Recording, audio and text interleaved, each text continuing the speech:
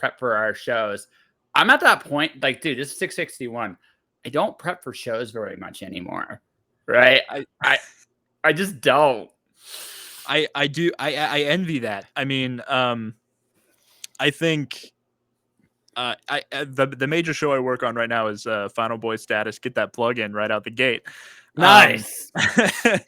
But and I have to admit, probably the weirdest part about doing that show is like how many hours like it takes up. It can take up a good 5 hours out of my week because you have to set aside time to watch the movie.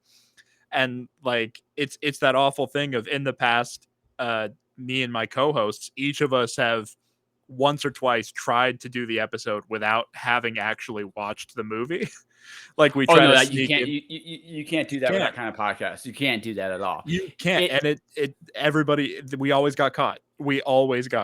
So it's just that thing of, you got to dedicate yourself to doing that research, but sometimes that research is brutal. Well, okay, so I think what we should do right here, because this is just one of those rare opportunities to talk about this, is there are different kinds of podcasts, right? If I was doing one where I was reviewing content a lot more, it would just naturally stand to reason. If it's a book, maybe I don't read the whole thing, but I read a chunk of it so I get a real good idea what the book feels like, right? Yeah. Right. And if it's really good, I'll probably read the whole damn thing in one night. It's like, what the hell happened to my life, right? Just like, but you have to look when you're talking about content, especially. You can't get around it. You just can't get around it, no matter what you do. My show. So I've been interviewing people for 20 years. Okay. So my evolution as an interviewer evolved quite a bit with just the guests I've had over the years. So one particular guest, his name is Simon Rose. I had this whole bunch of questions prepared. And this was like one of the most important evolutions, I think, as myself as an interviewer was. He was in a really good mood. He was in a really fun place. And I thought about that for a minute. It's like, why am I even asking questions? Fuck this. This is way more entertaining than me coming out with a question and answer thing. Yeah. So it made me rethink my whole interview style to the point where it was like, okay, can I do an interview without a question? Right? Like, legitimately, can I do that? And the answer is, yeah, you can. And they're actually better with this caveat. This is the important thing. Questions and answers definitely have their place. And let's say we only had 15 minutes. We are probably going way past that, but let's say we only had 15 minutes, right? Yeah. Questions and answers are great because it goes for specific information that needs to be covered in the time we have. And that's amazing and wonderful and a big part of what you do when you do a show like this. But you go beyond a half hour, those interviews suck. Like, I'm just being very blunt when I say that. They suck because it's now a format where you're no longer, it doesn't feel real. I mean, we're going to talk and bullshit about all kinds of things on this episode, right? And the thing about that is, right, questions will come up as we talk, but they're going to feel like they're part of the narrative we will establish. That's a very different thing than me going, why is Alfred Hitchcock the greatest filmmaker ever? Since we're going for horror, and then going, but what do you think in comparison to this? And we might go from Alfred Hitchcock to, I don't know, Freddy versus Jason. I don't know. Like, there's not much of a connection there, but there's the conversation. There's yeah. But the thing is, if we go to Freddy versus Jason, then I shouldn't be asking about another famous director from the past. I should be talking about at least something from Freddy versus Jason if we get to that point, right? Right. Yeah. But the thing is, a lot of these interview shows, when you go past a half hour, right? Again, 15 minutes is forgivable. You just don't have the time to do a full conversation. So it's like, you got to get your points in. You try to get a little interaction, but not, you just don't have the time to do a full-fledged conversation. Yeah. Right.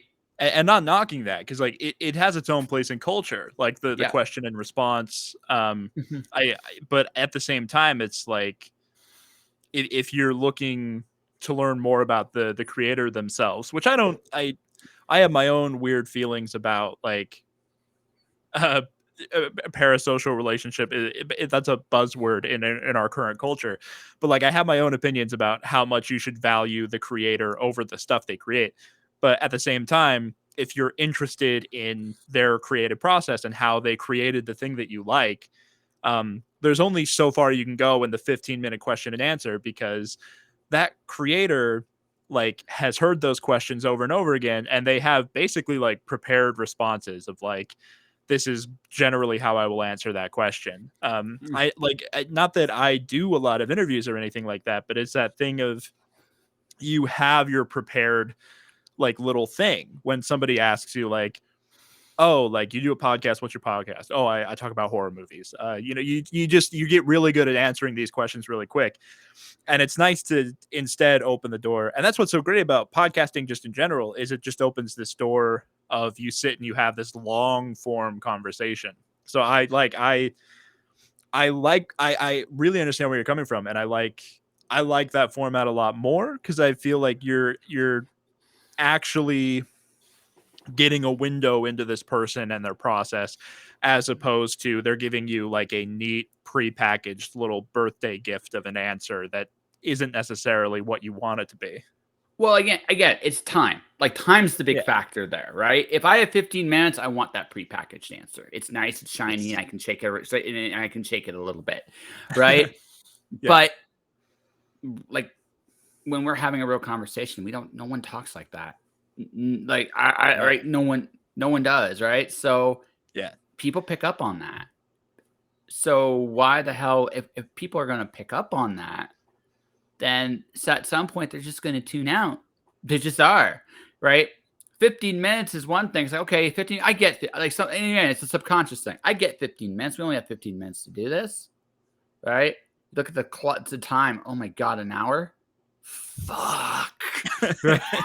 Yeah. Now you're going to check out. At some point, you're just going to check out, right? Yeah.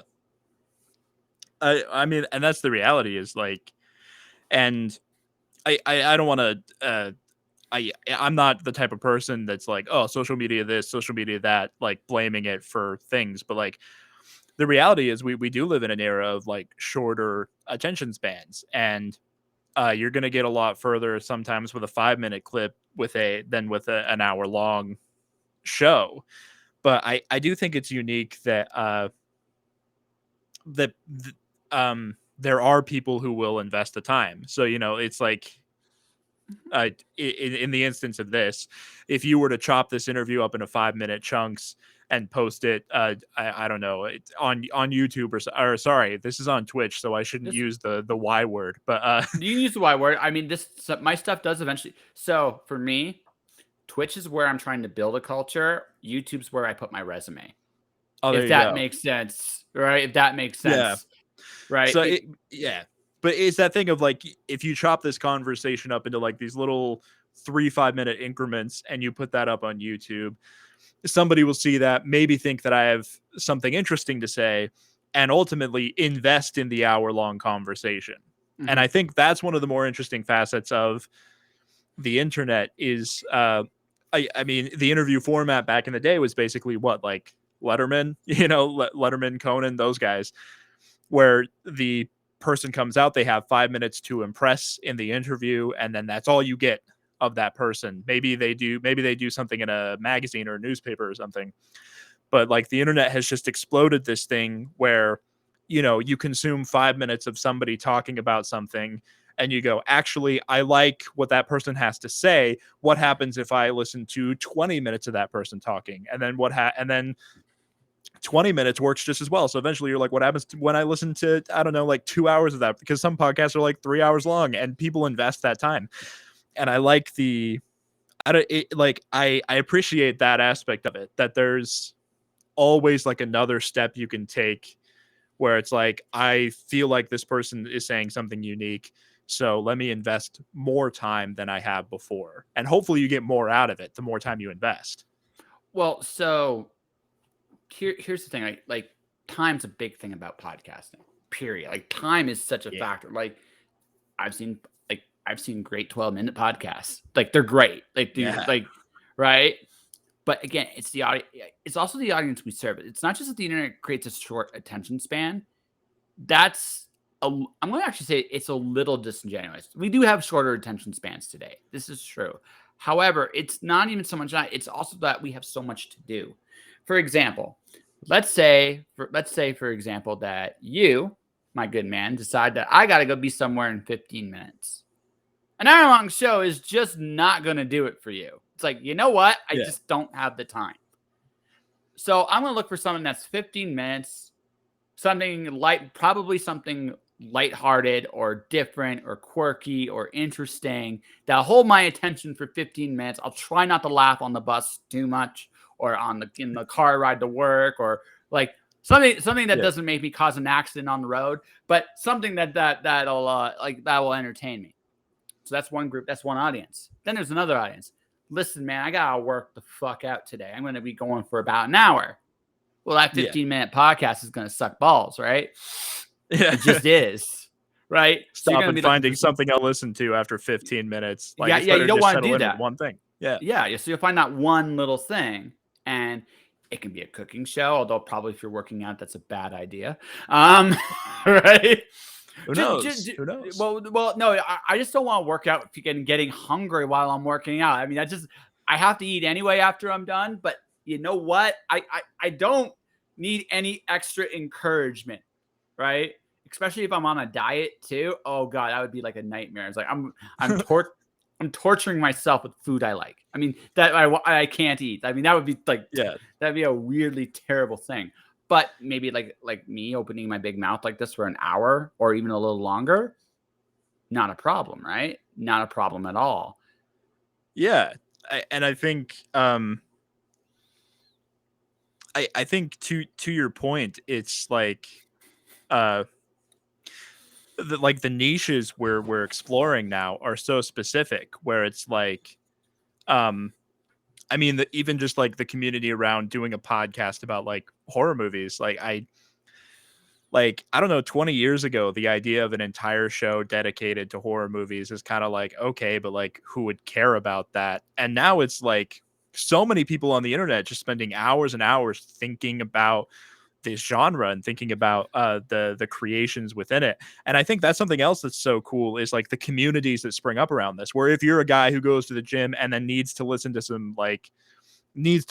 something about cooking, you wouldn't do that. But somebody who did listen to cooking, like there are other fans of that show. There are other people who listen to it, and this community starts to spring up. And it's like the thing that feels so that maybe in another life was like isolating, right, is now like building a community where it's like I remember I'm still pretty young, so I'm not going to pretend like like the internet's been around for as long as I've been alive, but I did have like that brief period of time when I was really young where the internet wasn't really a thing yet. Like it wasn't it wasn't what it is now. And I remember like being bullied for liking nerdy things, like I liked comic books and I liked Doctor Who and like just all like anything nerdy you can imagine. I was probably into it. And I remember like when that was taboo and it was like, oh, what, you like that stuff? Like, no, like go outside, play football, like do something else. Don't waste all your time thinking about Star Wars or whatever. And then like I remember how quick the turnaround was too, where it's like social media just flipped everything on its head for kids like me, where suddenly like you realized like, oh, I'm not the only person that likes these things. So many people like these things. And in the modern era, like if I were to say I dislike Star Wars, that would be the weird thing. And it's just like the resurgence it causes where you've pivoted everything on its head. And it's like, if I didn't get into horror until I was a little bit older, but like if I was a kid who really, really loved horror movies, I might have been the only one. And that might have been a weirdly isolating experience for me, as opposed to now where like online, in real life, and sometimes in real life facilitated by online, you have just massive groups of people that have the same interests as you, and you can talk about it freely and you can really express yourself. And it's no longer like taboo or weird. It's now just like, there's a corner of the internet for everybody, you know? I mean, So here's the thing about where every human being has in common. Ready? Everyone, doesn't matter who we are. We're all batshit crazy. yeah. Or no, Yeah, correct. and right. And the reason, and the thing is, so so some of the podcasts I do enjoy listening to on my own, like Jocko Willnick's podcast is always a fun one for me to listen to. It's a very interesting how his military experience is applied to leadership, and it's really so I enjoy that kind of stuff. I would be lying to you if I didn't say Joe Rogan wasn't an influence on how I do my podcast a little bit, because I not necessarily do weed and comedy and stuff, but the idea of pursuing passions and talking about them on the air with whoever I'm talking to and being open to learning from every one of my guests. I mean, say what you will, whether you like Rogan or hate Rogan, he does that very well. Right. So, yeah, whether you I mean, no matter your opinion on the guy, like his success shows that he knows something. Like he wouldn't be existing on the level he was existing at if he was inherently bad at the medium. Absolutely. I mean, I'd like to believe that, at least, like that if you have some talent, it gets rewarded. That's the optimist in me wanting to say that. But no, absolutely. Sorry, I cut you off a bit, but yeah, no, it's cool. We'll talk about that little point too. But here's the thing. The internet has made it possible for all of us to realize that we all obsess over shit. And now none of us are really that different. And that's the best thing, honestly, about the internet is it taught us all this very important thing. We all like stuff, and a lot of us like the same stuff. Yeah. Right. And that's a really cool revelation, right? Geek culture became big. Like early 2000s is when it started to become the hip and new thing. Now, at this particular point in my life, I have no desire to see another Marvel movie right now. Now that might change down the road. Right. It's just I've had my fill. Like Endgame was really, really nice for me. I just like I don't want to. It's a bookend. You can kind of like, it's a place to stop for a bit. And I totally get that. Like, I think, like controversial opinion, especially for somebody who grew up as nerdy as I did. But yeah, there's too many superhero movies being made right now. Like, it's really hard for that to interest me right now.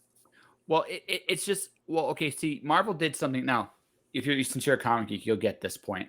Marvel's really good at saying, hey, we got a hit here. How many of these books can we print before we burn the idea to the ground? Yeah. Right. Yeah.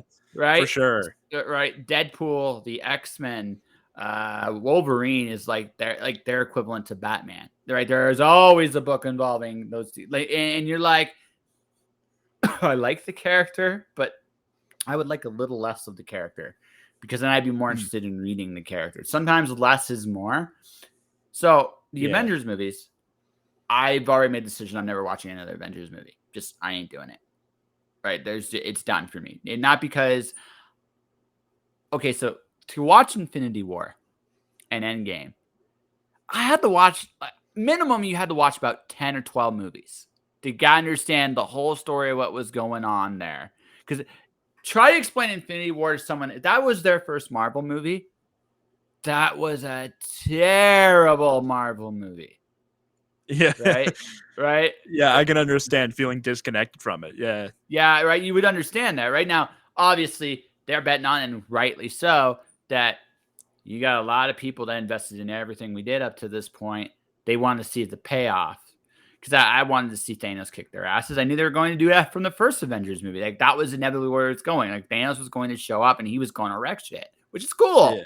I wanted to see that, but at the same time. Looking back on it, I watched to get the full story, you need like 20 movies, right? To get all the stuff you need, it's like 10 movies. You sit there and think about that. That's 30 hours of my life, about $700 when you figure out all the crappy costs for movie food and all that stuff on top of just going to the movie. That's a big investment for essentially a very tiny payoff when you look at it from the point of view of time. Yeah. Right. From the point of view of time. Now, don't get me wrong. I think as a feat, as a cinematic feat, that is one of the most impressive things any studio has ever done. That is my hats off to Marvel for pulling that to make that work the way they did. incredible. Like just that is an amazing feat that I'm not sure will ever be duplicated ever again. However, right, I never want to be part of the same. Marvel has to. I mean, there's a fine line between a cool interconnected story that you get your payoff in Avengers, and having the franchises themselves have their individual stories to pay off as well, right? And that's the thing. Like I look at that and go, you know what? I would love to like. I think Guardians of the Galaxy is a great franchise. I have, right? I have a soft spot for AntMan. I have a soft spot. It's a cool little like it's a cool heist movie. Like they're cool heist movies and they're fun, right? Yeah, right. They're cool little. They're like some of my personal favorites actually are the AntMan movies. Which, yeah, because they're fun. They don't try to do anything more, and also the fact that the actors and characters are actually just like in his voice are talking like in that one guy's voice the whole time. Yeah, that it always cracks me up every single time because I can tell everybody's having fun. The guy saying it, the people like parroting the conversations and stuff like that. It's hilarious. It's fucking hilarious. Funny. Yeah. It's a very like I feel like that's got to be a remnant from like when Edgar Wright worked on it too. That's a very Edgar Wright joke. If like movie buffs out there will kind of know where I'm coming from with that, and I bet you do too. I don't actually, but it's okay. I mean, oh, there you go. Yeah, I learned something. See, I learned something new every time. Yeah, he wrote the first draft of the script, and he actually was going to direct it, and he, I guess, left the project over something. And they're just like little tiny things in that first movie that just feel like an Edgar Wright thing, and that is one of them for sure. That I feel like that's got to be one small little holdover from when Edgar Wright was working on it, because it feels very much like his sense of humor. Well, there's a show called Drunken History where actors get to act out stories, right?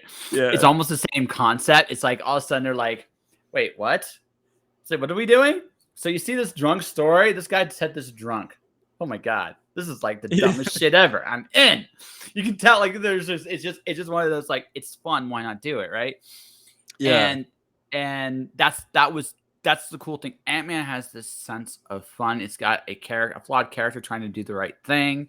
It's got some cool like parenting issues. It's got some cool the romantic tension's interesting in there. It's not like it's not quite as typical as some of the other stuff they do. But it's still a Marvel movie, but it's a fun little franchise. It's like I'm going to go into an AntMan movie and I'm not going to have to worry about the big cosmic shit of Avengers that much. I'm just not. Yeah. Right. Even at the end of the one AntMan movie, if you really sit there and think about it, that's a very, very tiny piece of a. You didn't even need to see that to enjoy the movie. Like it was just there. Yeah. Right. And so like they have that, and I might still do that, but I am not touching Avengers ever again. I'm just not doing it. Right. And it's just because I don't want that kind of payoff. Now that's going to make me uncool, but you know what? I've stopped watching television a long time ago. I haven't been cool in a very long time. I am okay with it. And I think like, and there's a part of me that wishes I could go back and tell like a young, all things considered, I realized this pretty young, but I still wish I could go further back, and just ingrain a message in younger me, which is just like, give up on the idea of being cool. Like if I had advice for anybody of any age, any place, anywhere, give up on the idea of being cool. It's bullshit. In the end, nobody really cares. And like, at the end of the day, like sometimes it feels like the foundation of being cool is built on the back of disliking things. And it's always so much more interesting to like things than to dislike things. That being said, disliking things is still a distinct part of your personality. The fact that you're done with Avengers movies is actually like an interesting take that not a lot of people have nowadays. But at the same time, you're not building all of your personality off of, I don't watch Avengers movies anymore. You're building off of, this is where my time is going now, right? Instead of watching the Avengers movies, you have this new thing you're doing. And I feel like leading with like leading with like a like of things is always something that's actually going to come across more interesting and more genuine than, the being cool thing of like disregarding things. So do you want to hear my problem being cool? My legit problem with it? Let's hear it. If you're cool, you're an idiot. And here's what I mean, because if you're cool, that means you're in with everywhere. If you have an opinion, I'm a big believer in Mark Twain. Samuel Clemens said, if you are of the opinion the majority share, you're probably wrong. And I actually am a big believer in that, because individually speaking, you and I are fairly intelligent people. Put a whole bunch of us together in the room, and the IQ just drops by like 40 points, right? Yeah. So right. It does, right? So what happens is, if you have everybody with a consensus opinion, it's almost always wrong. Almost always. Because you sacrifice brain power to get to that consensus, right? There's no nuance. So yeah, compromise is made, if nothing else. I don't know that it's necessarily like brain power, but it's that thing of, you make concessions just to reach an agreement with other people, and by the time you agree on something, sometimes it feels like diluted, and you're like, the point I was trying to make isn't even there anymore. Yeah, it's so like there's nuance in everything. Now, like, for example, I'm not dissing Marvel for what they did. Like, if you actually sit there and listen to what I'm saying, I'm not saying I dislike the Avengers, right? What I'm saying is, I don't have that kind of time anymore to invest in 20 movies to get to one Uber tale. See, now you're just covering your ass because Kevin Feige is going to listen to this, just heartbroken, just crying himself to sleep. I somehow on his bed of money. Yeah, I somehow feel with his piles of money, he's not gonna give a rat's ass. He already has some of my money already, so it's okay. He's like, he's kicking back with a fucking cigar, like, he can hate Avengers all he wants. He gave me his money. That's right. That's it. Just to be a dick, he'll have my receipt for the movie so I paid for, and he'll smoke with he'll like just to be a complete asshole. Right? He's like rolling something real exotic in those. Yeah. Exactly. For special days. Yeah, exactly. Just one of those, like, why not? Right. It's just like I said, this is the sad thing. I've become an adult, Luke. I've become an adult. And what that actually means for you. is some days it sucks. Other days. So cool thing about being an adult, you can choose when to be a kid. Yeah, for sure. Right. I like that a lot. That I feel that deeply. Yes, it's great, right? Yeah, it's fantastic. Sad thing about being an adult, you are a man or woman or whatever gender you are, enough to acknowledge that you are responsible for your own fucking actions. That's it. That's what it comes down to, right? Big boy pants or big woman pants or big, like, again, whatever gender pants. And if you have big woman pants, please feel free to send me a pair. Yeah, okay. That's what I could use a pair too. All right, fair enough. not for my use. I got the feeling I got the feeling we were going to get along just fine when I saw you. I had the feeling. But what I mean by that is, like, we all have this. Pardon me. We all have this. We don't want to be accountable and responsible, but the truth of the matter is, that's the only way you get in life. That doesn't mean that there are some days I just don't say fuck it. Yeah. Ooh. That tea, that last bottom part of that tea. Dang. Oh, the scummy bottom of the tea. Ooh. Yeah. Oh, but that all said, right? It's that willingness to be accountable is how you get somewhere in life. But what that means is you got to give up things, right? So my geek out moment. I'm watching Fairy Tail, Japanese manga style Fairy Tail. I'm on volume 10 of the DVDs. It's taken me 2 years to get to this far. So every once in a while, like, I'll eventually get to volume. I'm almost at volume 11. I'm in that last arc before, like, right? I don't know if you've watched the show or not. I'm not familiar, but I kind of know how some of those operate. So I kind of get what you mean. Yeah, so it's taken me a long time, but I'm almost near the end of the show, and I'll be finally ready to do something else. And in about 2 years, like I said, I have deliberately sacrificed being cool. I just don't have I'll watch some of some of my Facebook feed about like these shows and these concepts. Like, I'm never watching Squid Game. Like, I'm just never doing Yeah. it. I'm just not. It's never gonna hit my radar.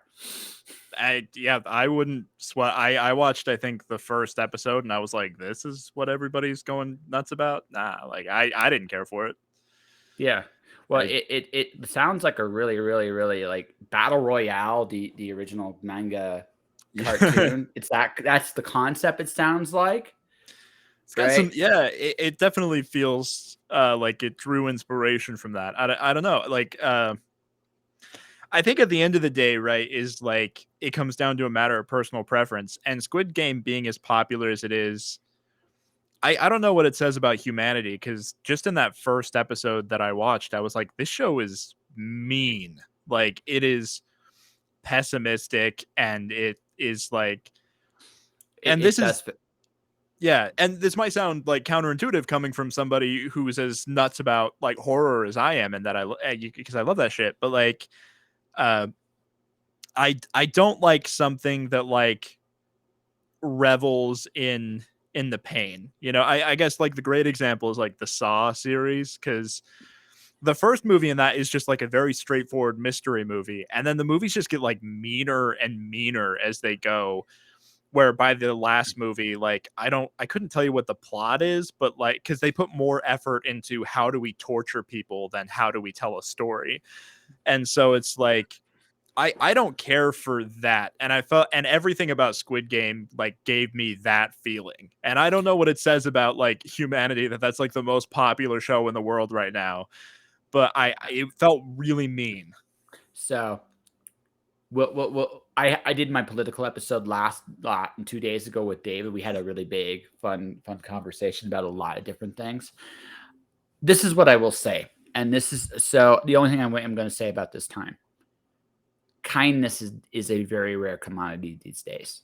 It is an incredibly rare commodity, and going out of your way to be kind to people touches people a lot more right now than it probably does in any other point in recent history anyway, because it's so easy to be cruel, right? If you look at what's going on right now in the world, okay, you're getting stuff like this is a pandemic of the unvaccinated. You're getting stuff like you're watching people lose their jobs right now over mandates. You're watching people suffering and dying from COVID. You're watching like this has been a time of major upheaval. This has been a time of major change. This has been a time where a lot of people are traumatized. Like if you really want to sit there and think about it, for the vast majority of us, there has definitely been echoes of PTSD.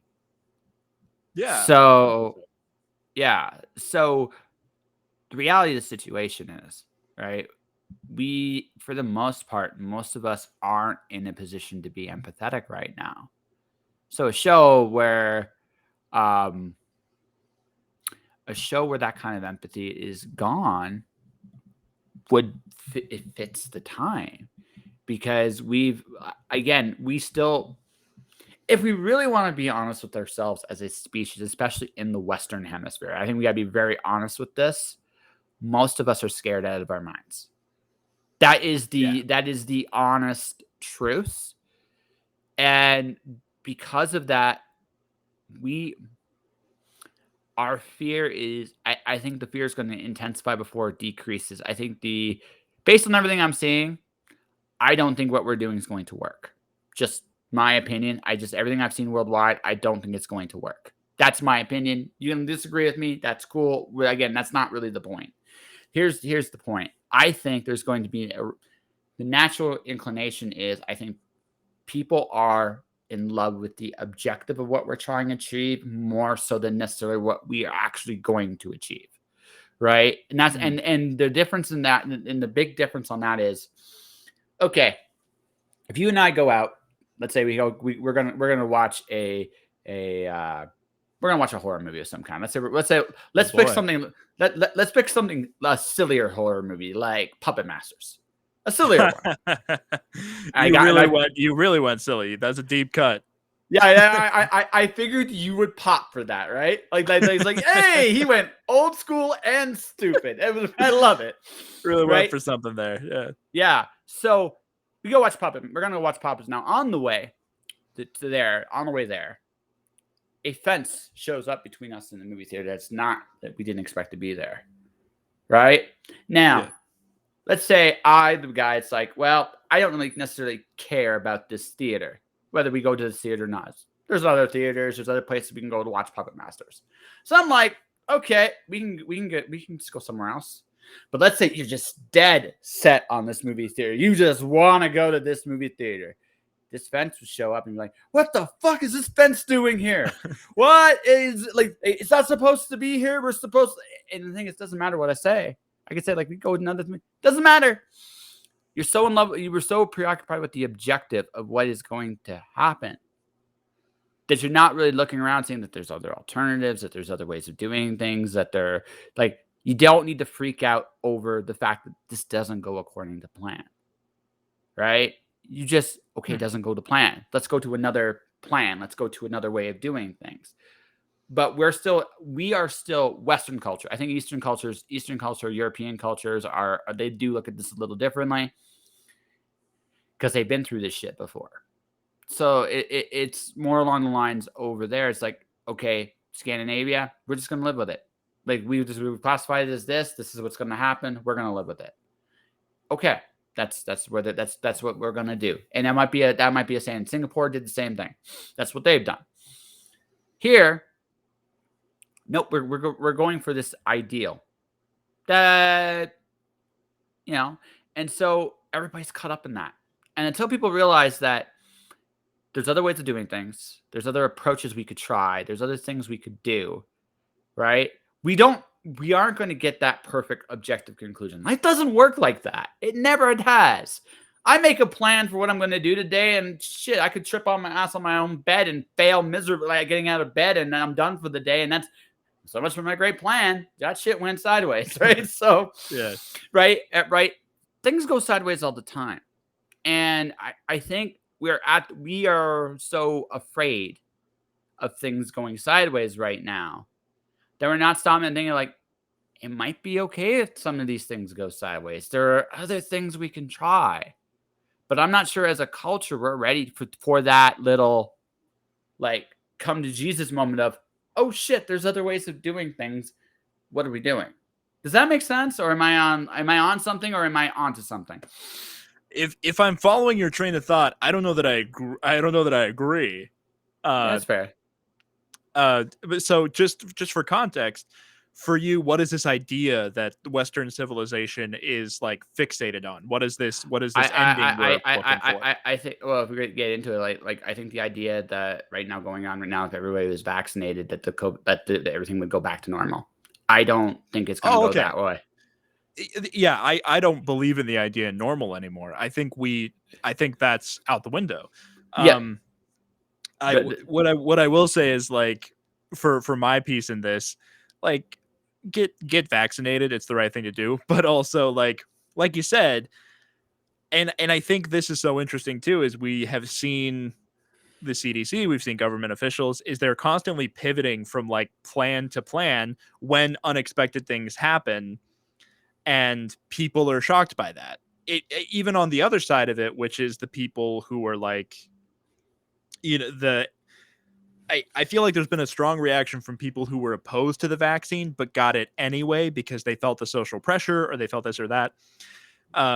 Which now that like mask mandates are coming back and all this, they're furious because they're like, you said if we got vaccinated, none of this would happen.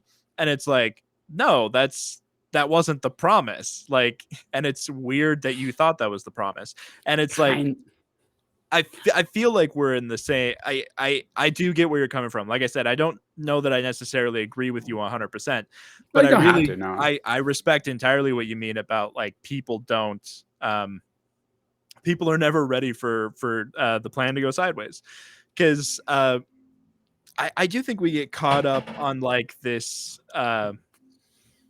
We get caught up in the image of something, I mean, I think like even something I, as like a young creative, I'm constantly wrestling with is the fact that like being a creative isn't always fun. Like it's dumb shit like that, but like, my generation was told in school, like, do what you love, you'll never work a day in your life. And I am like screaming at kids going through school now, like, never believe that. It's such BS, because like I'm doing what I love and I work my ass off. It is a job. And it's really silly for a person to go into it thinking that it'll just be play all the time. No, like when I'm creating, when I'm doing what I love, it's better than anything else. It's better than any other job I could have. Also, I think something that doesn't get talked about enough, and this is so annoying. This is like some shit you hear like Martin Scorsese say, and you're like, okay, whatever. But I think creative people have that thing. Like a lot of them have that thing where it's like they are literally incapable of doing anything else. And I know that's how I feel in a lot of ways. It's like I had a conversation with somebody the other day where it's like, I wish to God I was good at something else so that I could like make stuff as a hobby and not have to like bust my ass to do it as a job. Um, but it is that thing, right? Because they planted in my head early on, do what you love, you never work a day in your life. That when I'm sitting like at my computer working on something and I'm feeling stressed, I just get that little thing in the back of my head that's like, this isn't what it's supposed to be. And then you immediately have to like talk yourself down and be like, no, this is exactly what it is. Like, there are the parts of this job I love more than anything in the world, and there are the parts of this job that I wish I didn't have to touch with a 10-foot pole. But the reality is, if you're going to do it for a job, you do both. You do the stuff you love and you do the stuff you hate. So, okay. So I guess, see, I'm a weird motherfucker. I enjoy all aspects of the creative process because even the nitty gritty grinding, I need breaks. Like today, before, Yeah. like, because so project we talked about off the air, I can't talk about on the air. Okay. Right. I spent the last couple days really working at it. Right. And so I was mentally done. Like I have a podcast to put out later today for my audios. I haven't done it yet because I was just like, I just need to disconnect for a little while. Right. And Yeah. so I did but here's the thing. Like, this is the thing about being a creative. And this is the thing no one talks about as a creative. If you want to make a living at it, there's a key word that most creatives never really hear while they're doing it, and that's discipline. Yes. Absolutely. Right? That's the big one, right? So it's a mindset more than I think. Like, maybe if you were training to be an MMA fighter, or if you were training to be like if you were training to dance like a ballet, like certain parts of a ballerina play, because I honestly think like MMA people get because it's, or boxing because it's very much a personal journey, but that takes a mental discipline to get up every day to get punched in the face. It really Yeah. does. It really does. There are parts of that job that are not fun. And losing weight, eating, like we were talking about earlier, like that's the dude that does not want to do the cooking show when he's working out because Yeah. that's right. But on the flip side, it's like this. You have to get to a point as a creative where you're going to recognize you're going to be tired some days. You're going to be stressed out some days, right? You're going to be stressed. Not so much, I hate this job. I've never gotten to that point because I also realized I had the opportunity to work for some really big, well-known people, and I got to see kind of their own struggles and stuff like that. What I recognize with this job in particular, it's very much about what you make of it. And you have to be, a lot of creatives jump in with like, hey, I'm going to do this. I'm going to love this. And people are going to love me, and I'm going to be rich and shameless. I mean, and you're probably already halfway there. You are probably shameless. Right. But, Yeah. right. Coming with that attitude, you're pretty shameless. Yeah. But I mean, but again, there's that ideal that's sold. Now, don't get me wrong, people do it, and it's not impossible for anybody to achieve it. But what nobody talks about is your job, like your creative career, is very, very reflective of the person you are. And Yeah. that requires an honest gut check. What am I good at? What do I do so well that people cannot help but notice me? What do I suck at? You Oh have yeah. to. Like, it's a very creativity is brutally honest. What do I suck at? Yeah. What can I avoid what I suck at? Or if I have to, how do I get better at it? You don't necessarily need to be 100% in every single category. You just need to be very honest about who you are. Many creatives fail because they're not.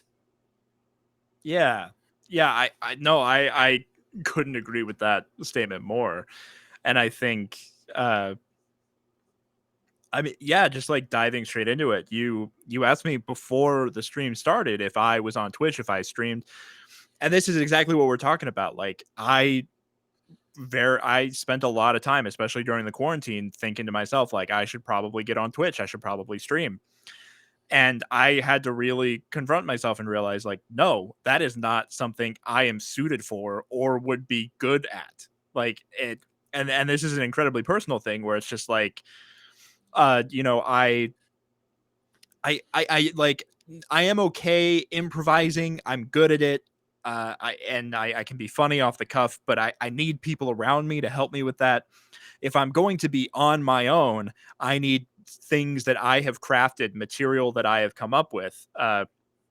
You know, doing stand up or anything else, it has to be something that I have crafted from the ground up and I've spent time on.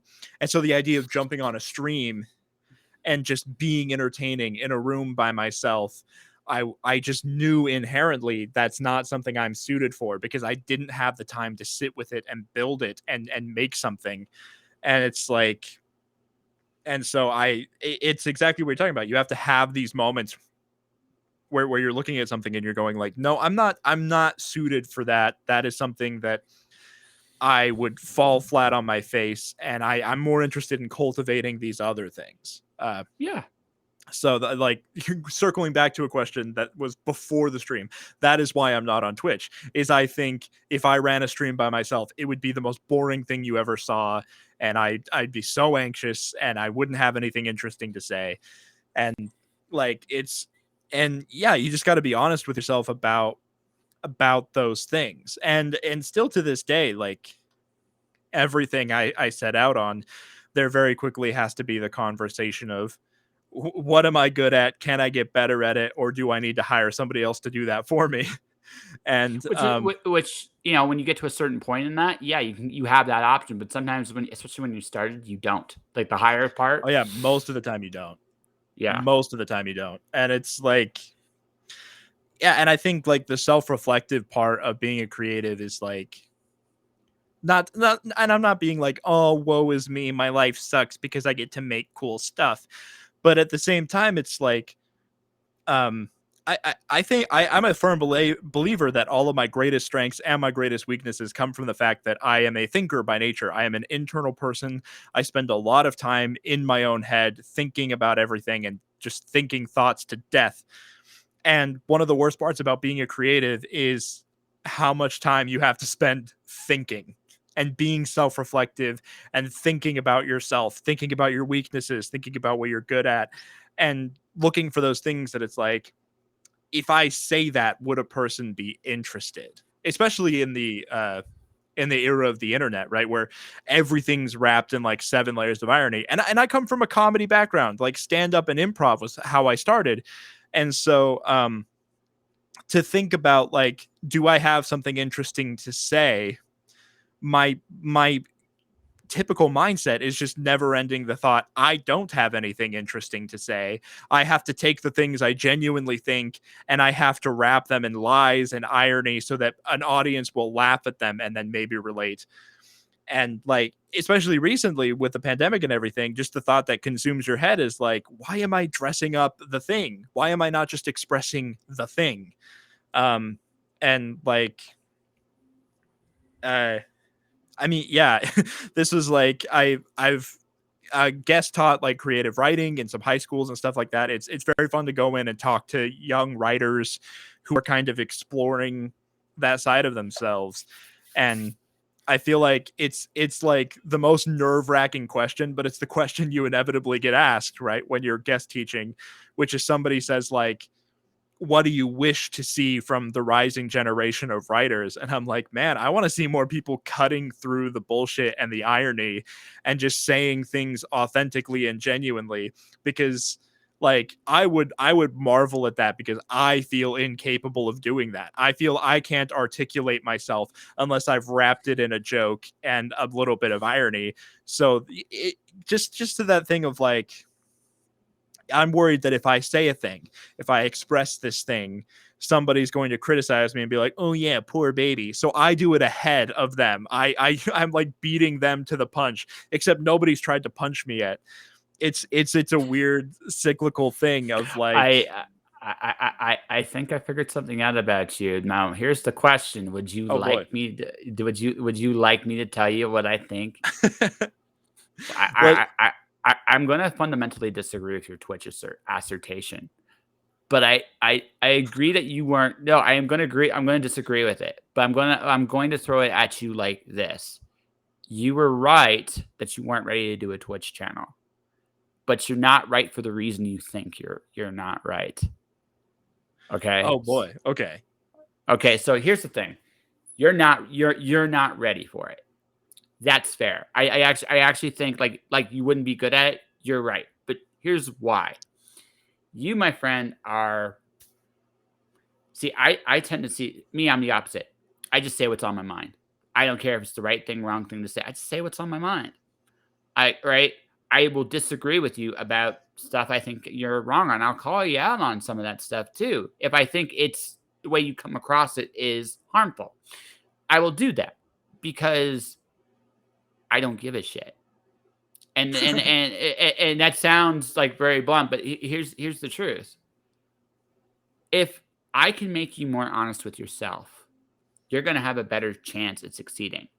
So, in an odd way, I'm being kind. I'm just going to tell you what I think, right, wrong, or indifferent, and that's who I am. And I tried, and again, you listen to my show.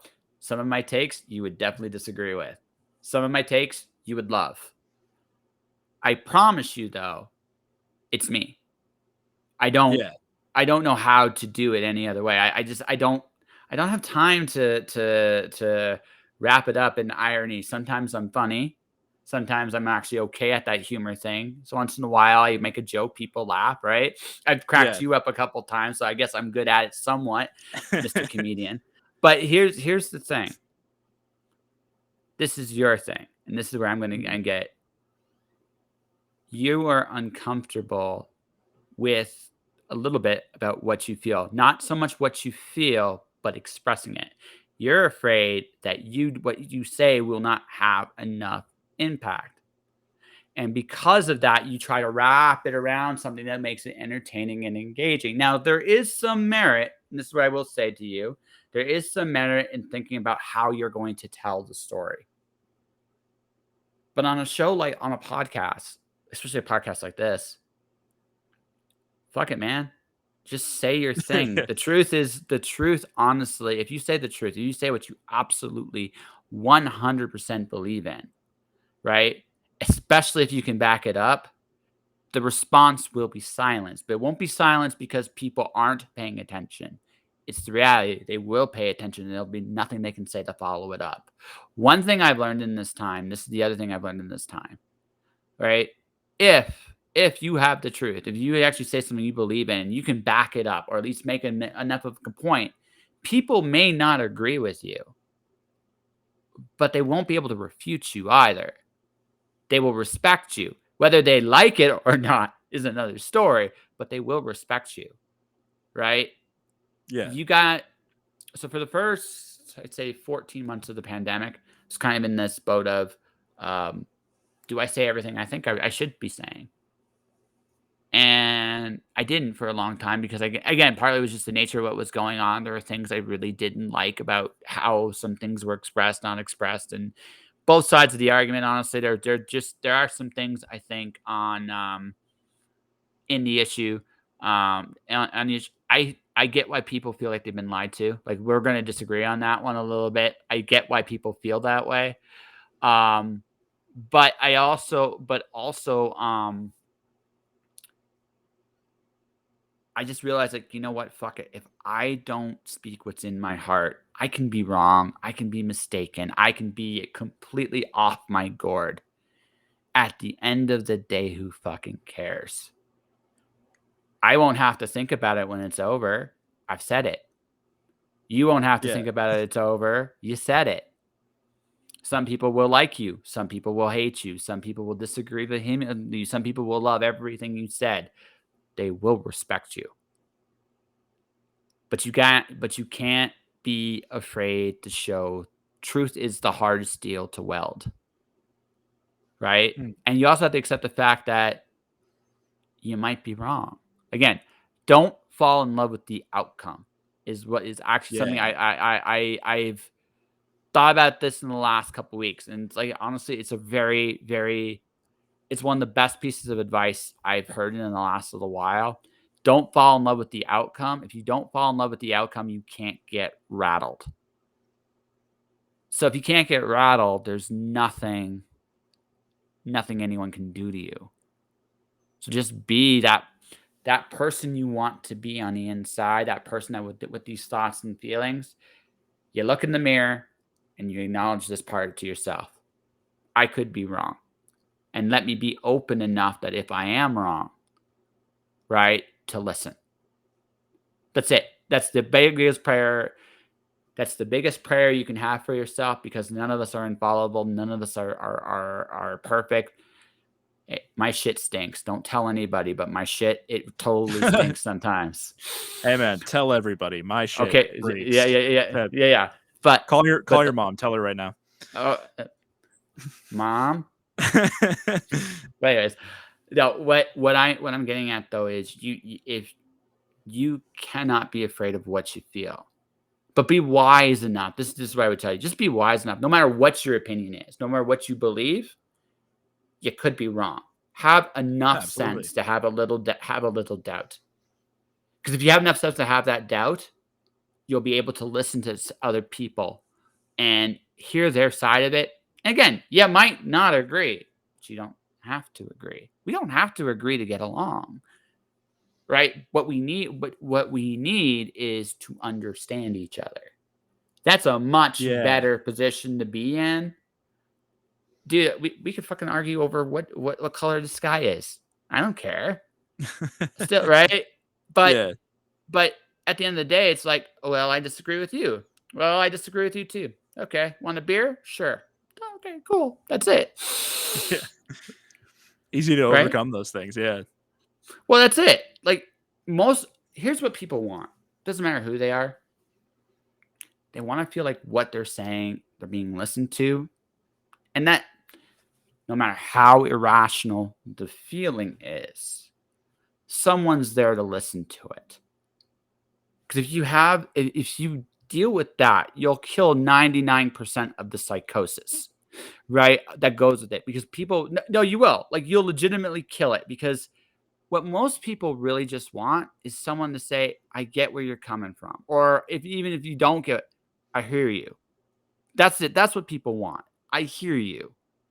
If you give people that, you will find that people be okay with disagreeing. It's okay. Like so I wrote a paper for a magazine comparing 1930s Germany to now. And there's a lot of boxes that I was able to check. Unfortunately, there's a lot more boxes there than I think people realize. There's this one particular individual who, right, she comes from a German background.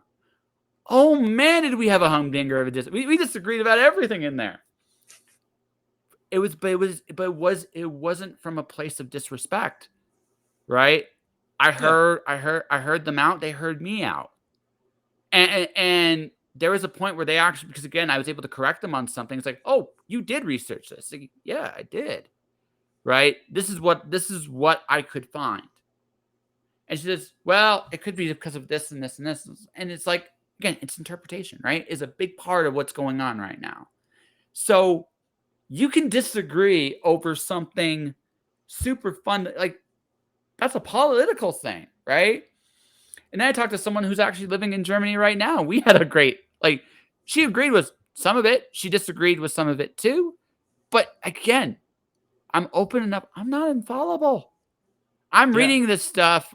They're living it. So what the fuck do I know? But I'm going to have, and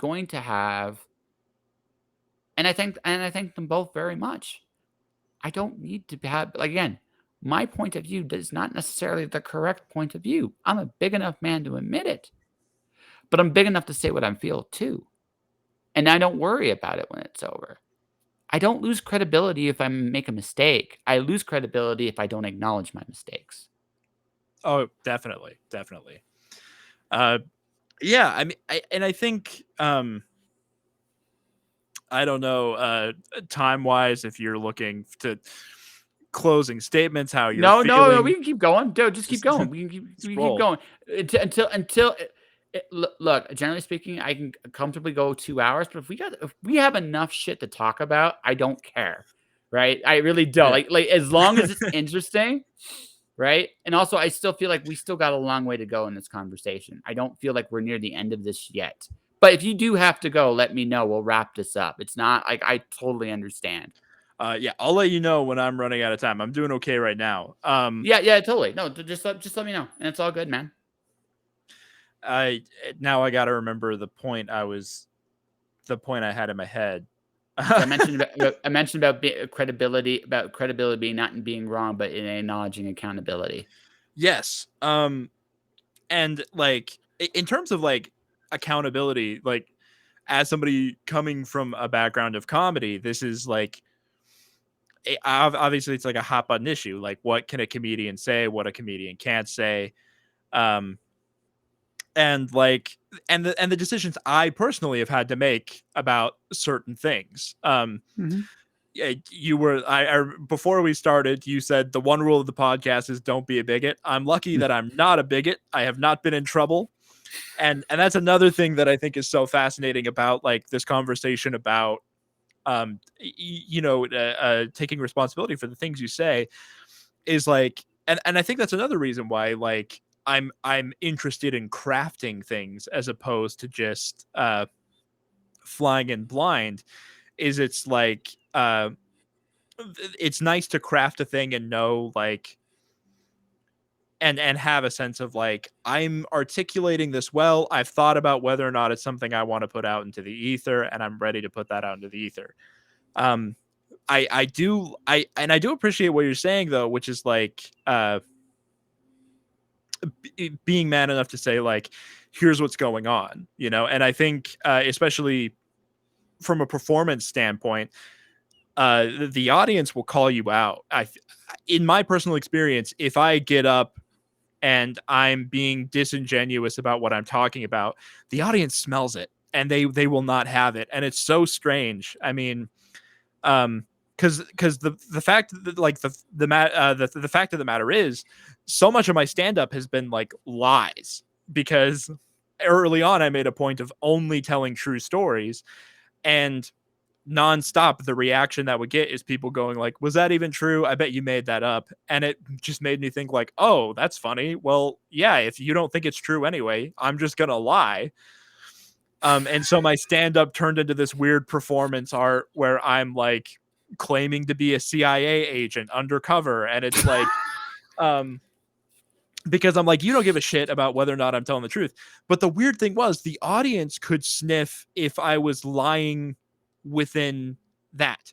Like if I did a stand-up set about being a CIA agent and the emotion at the center of it was false, they could sniff it, because I had a couple different variations of that I tried.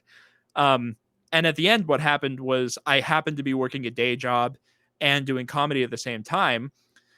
Finally, the approach I took is I was like, okay, talk about the emotion at the center of this is I'm a CIA agent, but I hate being a CIA agent because I want to be a comedian. And that was the true thing. And that's what the audience liked. That's what they responded to. They sniffed it out. Like beforehand, I was going on about like I don't even know what other BS, right? But as soon as you can dress it in a million lies, but if the thing you're putting at the center of it is true to you, like the audience smelled that. And so I think there's kind of this thing of like, I mean, I can already tell we're an hour and 5 minutes into this conversation. I can already tell you and I disagree on a lot of things, but I think we both have that thing of like we can sniff each other out and say like you're being honest and you're being truthful in this thing, and I have respect for you, but I'm also not gonna like I'll meet you in the middle on this and say I disagree, but I have respect for you, and I do think that that's something that sometimes is strange about the current culture that we're in, where it's like there's ground we can't give up. You know what I mean? I think something that's been a really strong thing in my life recently is just realizing how many people in my like personal circle like are very transphobic, and how much that's been a thing for me of like that's not a point we can disagree on, so we can't hang out so much anymore. You have to have those things that like Sure. you don't back down from, and that is going back to what you're talking about, like that accountability and your credibility. And Mhm. it's something that I'm incredibly conscious of, especially as a comedian, that it's like uh because there are so many comedians who try to get away with being bigots, I'm so far on the other side of it where all I want to do is trash the comedians for being bigots and be the most open-minded person I can be because that's what I believe in. But then if in my personal circle I'm hanging out with transphobes on a daily basis, then the stage persona is now false. That person I am on stage that makes fun, that roasts comedians for being bigots, that person is now false. So this is a very tricky balance as an artist, right? Mm. Because I love honesty and integrity. It's a big part of who I am, right? I get the feeling, even though, yeah, again, we both get the sense there are some things we definitely would disagree on. Others, I don't think we would disagree on very much. I don't think we're that different. We're different enough, and that's Yeah, cool, right? that's just being Um, human. yeah, exactly. But what I think is okay. So my 600th episode, it was interesting. I had someone who again, gender neutral. Hmm. I don't understand the trend. Like it's not something in my head that I fully understand. It's just not there. They did not understand. I believe in God. They didn't understand that. So that was an interesting conversation. It's about talking about understanding where the other person was coming from and trying to get a sense of where they stood. And that Yeah. and I thought that's interesting, right? Because Yeah. you don't I learned it's my 600th episode, so I mean you can go way back in like my YouTube, it's there. And it was like, but it's something I had to like literally come to terms with. Like there are just some things in this life I don't understand. And that is one of those things. I just don't. All right. But that all said, I mean you have to come to this. I came to this realization a few years ago. I don't need to understand everything either. This Yeah. isn't about me. I know it was a shock Yeah. to my ego when I said that. It was a big giant shock.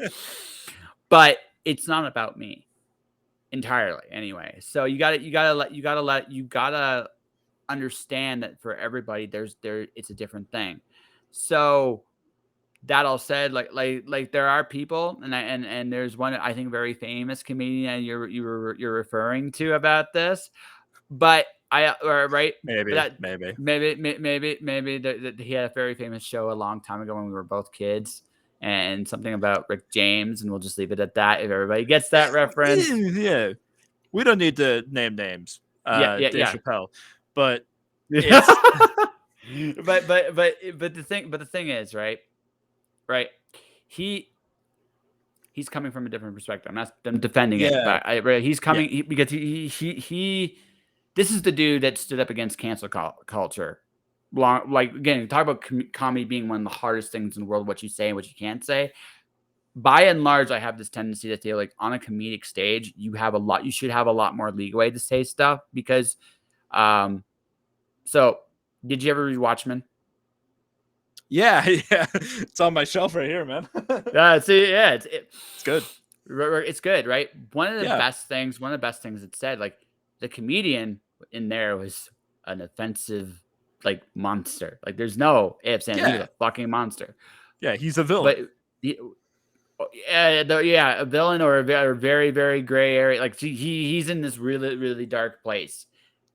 But Ozymandias, and guys, we are spoiling watching just a little bit here, said something really profound. It's like Spoiler the alert. best, yeah, the best comedians make you think, right? The best comedians challenge perceptions. My favorite, here's my favorite written comedian of all time, Terry Pratchett. Right? Terry Pratt. I know the name. I know the Good. name, but Oh, I'm do you not. know this? Do you know the television show Good Omens? It's based off what him and Neil Yeah. Gaiman did. Yes. Yes. Of Yeah. course. Oh, Okay. okay. There it is. That's what he's known. That's what he's known for television. But he's got this series called Discworld, right? Which is this crazy. It's this universe. It's a flat Earth. It's literally a flat Earth on the back of a turtle, and deaths in every episode. And it is an amazingly genius series. My favorite one though was one called Sorcery by Eric. Or Eric's the other name for it, right? Sorcery / Eric. So in that story, the first like 40 pages or the first 100 pages is about this knight that's going to slay this dragon, and it's like the chosen hero giving the chosen monster. Everybody knows it's going to happen. That falling in love with that like falling in love with the outcome thing. So dragon wins. Dragon smokes him. Just smokes him. You don't even see the hero show up on like it's not even happen. The hero is so unimportant to the story outside the fact that he gets smoked. He's not even ever brought on beyond he's talked about, but he's never actually on. So the dragon wins. So the dragon starts demanding human sacrifices. And this is where the book isn't quite so funny anymore. It's that moment of pure terror. People were sacrificing people to appease the dragon. And the thing about it is why? It's because people were afraid of the dragon. They were so wanting to live their lives and get back to normal that they would do anything to make that happen, including killing other people. So the real heroes of the story is one of the most inept wizards of all time, and this kid with this once in a lifetime gift, and they have to go fight this dragon. And they're the real heroes of the story, except they're not really heroic. Rincewind's a coward. Like he's a one-trick pony with a joke. And normally it's the one part of the Discworld series I hate the most because he's a one-trick joke. But this book is probably the best Rincewind book. It's because it deals with the fact that fear can make us do monstrous things to each other. And this is a comedic story, right? And it's one of the most profound things I've ever read. Like Terry Pratchett is a genius. Like he really, really was a genius in his life. So, and that's what comedy can do. Comedy can go off these weird limbs that no one else can go, right? And should be allowed to some extent because it's the only way we're going to see the absurdities of our system. Yeah. Right? It's the only way we're going to do that. Yeah. Right? But at the same, and again, but so it's very tricky to put a line on it. On the other hand, right? The world is changing all the time. So it's a tricky balance. And I say that like that because you need to be a little offensive. At the same token, I think because you polarize. You want that polarity in your comedy, I think, to some degree. But can you do it in a way that makes people think, or are you just being offensive for the sake of? I hate Howard Stern.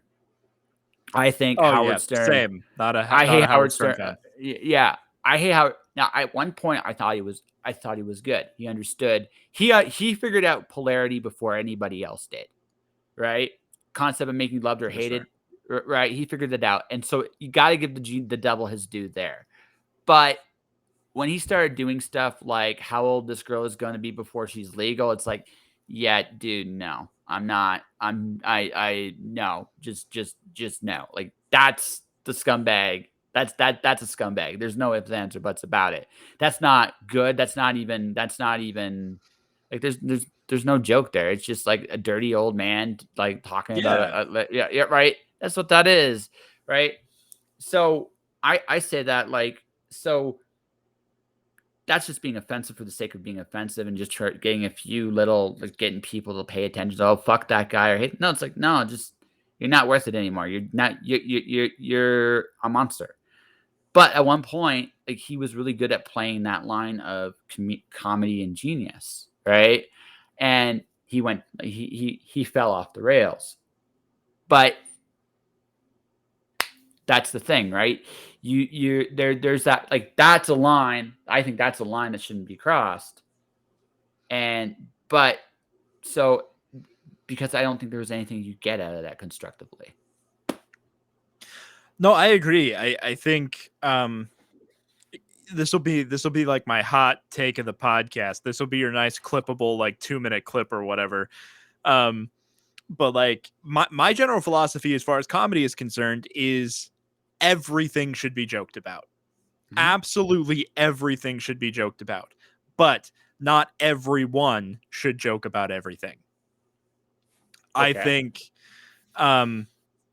think I as a white person, if I tell jokes about racism, some of those I can do. Some of those I am well within my right to do. But a person who has actually experienced racism is always going to have the better perspective and honestly the better jokes about racism because they've actually experienced it. I could tell jokes about transgender people. There's a small window of that where I can operate with no sweat. But since I am not transgender, the best jokes about being transgender, the most meaningful ones, the ones that make you think the most, are beyond me. They're not something I have in my database. I think like there are trans comedians who have the most gut busting, thought provoking material I've ever heard in my life. I can't think of her name right now, but there's a very very funny comedian who tells this story about how before she transitioned, she wanted to save some of her semen so she could have a child one day. And it's like this horribly awkward story of like halting her transition, going into like a doctor's office and like masturbating in the doctor's office and then totally missing the cup and getting it all over the wall. And she's talking about how she's like literally taking the cup and like scraping it off the wall and going, please God, let me have children. Please God, let me have children. It's so thought provoking and funny and genius. I can't tell that story. I don't have that in me. No, I God no. God no. and like if I told a story similar to that, it'd be pretty gross, honestly. I don't think people would care much to hear it. Oh, well, Um it's still gross, but I mean, there's a perspective on it, at least from her it's that you can't. yeah, Yeah. like the desperation is so human and you have empathy for it. Um but it's like I can't tell that, you know what so I think everything should be joked about, but not everyone should joke about everything. There's stuff that I'm not going to touch.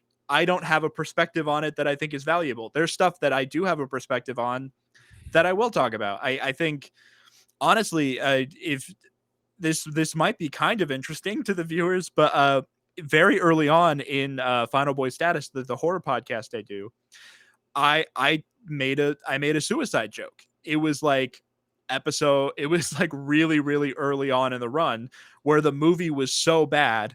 I said something to the effect of like I would rather like so the premise of the show is we pitch really weird ways to survive horror movies and Oh it gets God. like progressively more silly. It's a comedy based show. Um and there was a really bad movie we did early on where I made a joke that was something to the effect of this movie's easy to survive, but also if I was stuck in this movie, I would kill myself. So it's like I remember making that joke in the moment. We move on, we do the rest of the show. And I remember after like um sending it around to some people and saying like did I go too far with this joke? Did I do this? And ultimately like what ended up happening was the response was really negative to that joke, so I cut it out. Also, it didn't help that that episode came out like the day after like Suicide Awareness Day or something. So that was a little tone deaf. Um, but at the same time, it was this thing of like, I actually have a really weird regret over taking that out, because death is something I absolutely am allowed to joke about. And I would even go so far as to say I'm allowed to joke about suicide as somebody who's had issues with mental health, as somebody who has had close friends commit suicide. I think I'm well within my right to make jokes about those things, because my experience there goes beyond goes beyond what might be considered the normal experience, if that makes any sense. It's that thing of everything should be joked about. Not everybody can joke about everything. I think I am in a unique situation to joke about death as much as I want to. In the regard that I'm going to die one day, I am well within my right to joke about death as much as I want to. I won't say the same thing about suicide. I don't think I'm allowed to joke about that as much as I want to, but I think I'm allowed to go there. And weirdly enough, I think my biggest regret in doing this podcast is that I caved to the negative reaction and I cut that joke. It's the dumbest thing, but I sit with it sometimes, and I'm like, I shouldn't have let people bully me on that one. So here's a suicide joke that I love. It's in a video game. Boy. Devil May Cry. I haven't played it, so. Okay, so it's the Ninja Theory Devil May Cry. So you're fighting demons, killing stuff all the time, right? It isn't really a suicide joke. It's just what hell would be like. So he's fighting all these demons, killing all these demons, and he's getting to the elevator to the top floor before you get to the end of the level. So in this thing, there's nothing but elevator music, like really, really bad elevator music. Nothing's going on. He's just stuck there waiting for the damn door to open. So after about a minute of this, he's like, oh my God, this is hell. This is truly hell. Right? So gentle pushback. I think I agree. And then we're going to talk about your regret. I think I know why. We'll see if I'm right about this, but I think I know why. I think anything can be joked about by anybody, provided you understand where your context is, right? I think that's a good way of saying it. Yeah, provided you understand where your context is. It's very easy to be callous with the joke. At the same time, this is where I think your regret comes from. So I'm going to ask this is probably the first question I've asked you the whole episode. So this is going to be a big one. Would you rather be liked or would you rather be heard? Oh man. That is an interesting question. Mm-hmm. I would say that when I started doing comedy, I definitely wanted to be liked. And now I'm in a place where more and more I would rather be heard. Okay. So here's my theory. This is my theory. Also, can I ask, because I'm 40, how old are you? 23. So yeah. So I'm an old crotchety old man compared to you. It's all good. Here's the thing. When we all want to be liked when we first really start doing stuff. And I'm going to make a wager that when you pulled it back, you were more worried about being liked than being heard. And I think that's a fair statement. Yeah. And when you lost it, you recognize there's a little integrity involved in that. There is a little integrity involved in that. Now, maybe you shouldn't have said the joke. I'm not going to make that. I'm not going to make that call. That's your decision. Yeah, but not everybody who hears it is going to think I'm within my right. I think what matters in that one is that I felt I was within my right. That's the point, and that's the point I was just about to get to. This is, again, I'm at that age in my life where I'm very much at the, I don't have to cooperate with anybody. I'm going to do what I damn well please. And I'm not so worried about whether you like it or not. That doesn't mean I'm going to deliberately be a dick. There Oh is yeah. there's a difference there.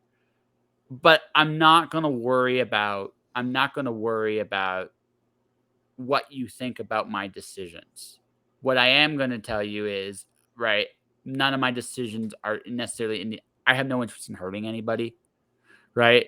So Yeah. my decisions. I'm not going to go out of my way to be an asshole, right? But at the same token, I'm going to live my life the best way I see fit, and I'm not going to worry about what the general consensus of the day is. I've hit that point in my life. I'm very comfortable with that. Hmm. When you are coming up and and you're definitely starting, and I would dare suggest that probably for you, it'll be another few years when you get fully comfortable in your own skin. Because I didn't really get comfortable into my own skin until I was about 27. Now, if you get there sooner than me, hey, mazel tov. I'm not. Hey, like I said, I'm not. I'm not the flag bearer. Any stretch of the imagination, right? I'm just. Yeah. This is just me remembering what I was like when I was 23, right? I was still fairly sure I knew how the world worked, and I thought, and I was confident in that, and I was more willing to I was more worried about being liked because I wasn't sure what I was fully like yet, if that makes sense. I was still trying to figure out who Yeah. I was, where I wanted. And although I do get the sense you're more comfortable with yourself than I was probably at that age, you're probably still struggling with some of those questions at least. So, that's just, again, this is me being armchair psychologist. I have a big mouth. This is why I do the show. But there is a point when as you get older, you truly do give less of a shit, and you become, and because there will come a point in your development in life, you'll be like, I'm pretty happy with the person who I am, right?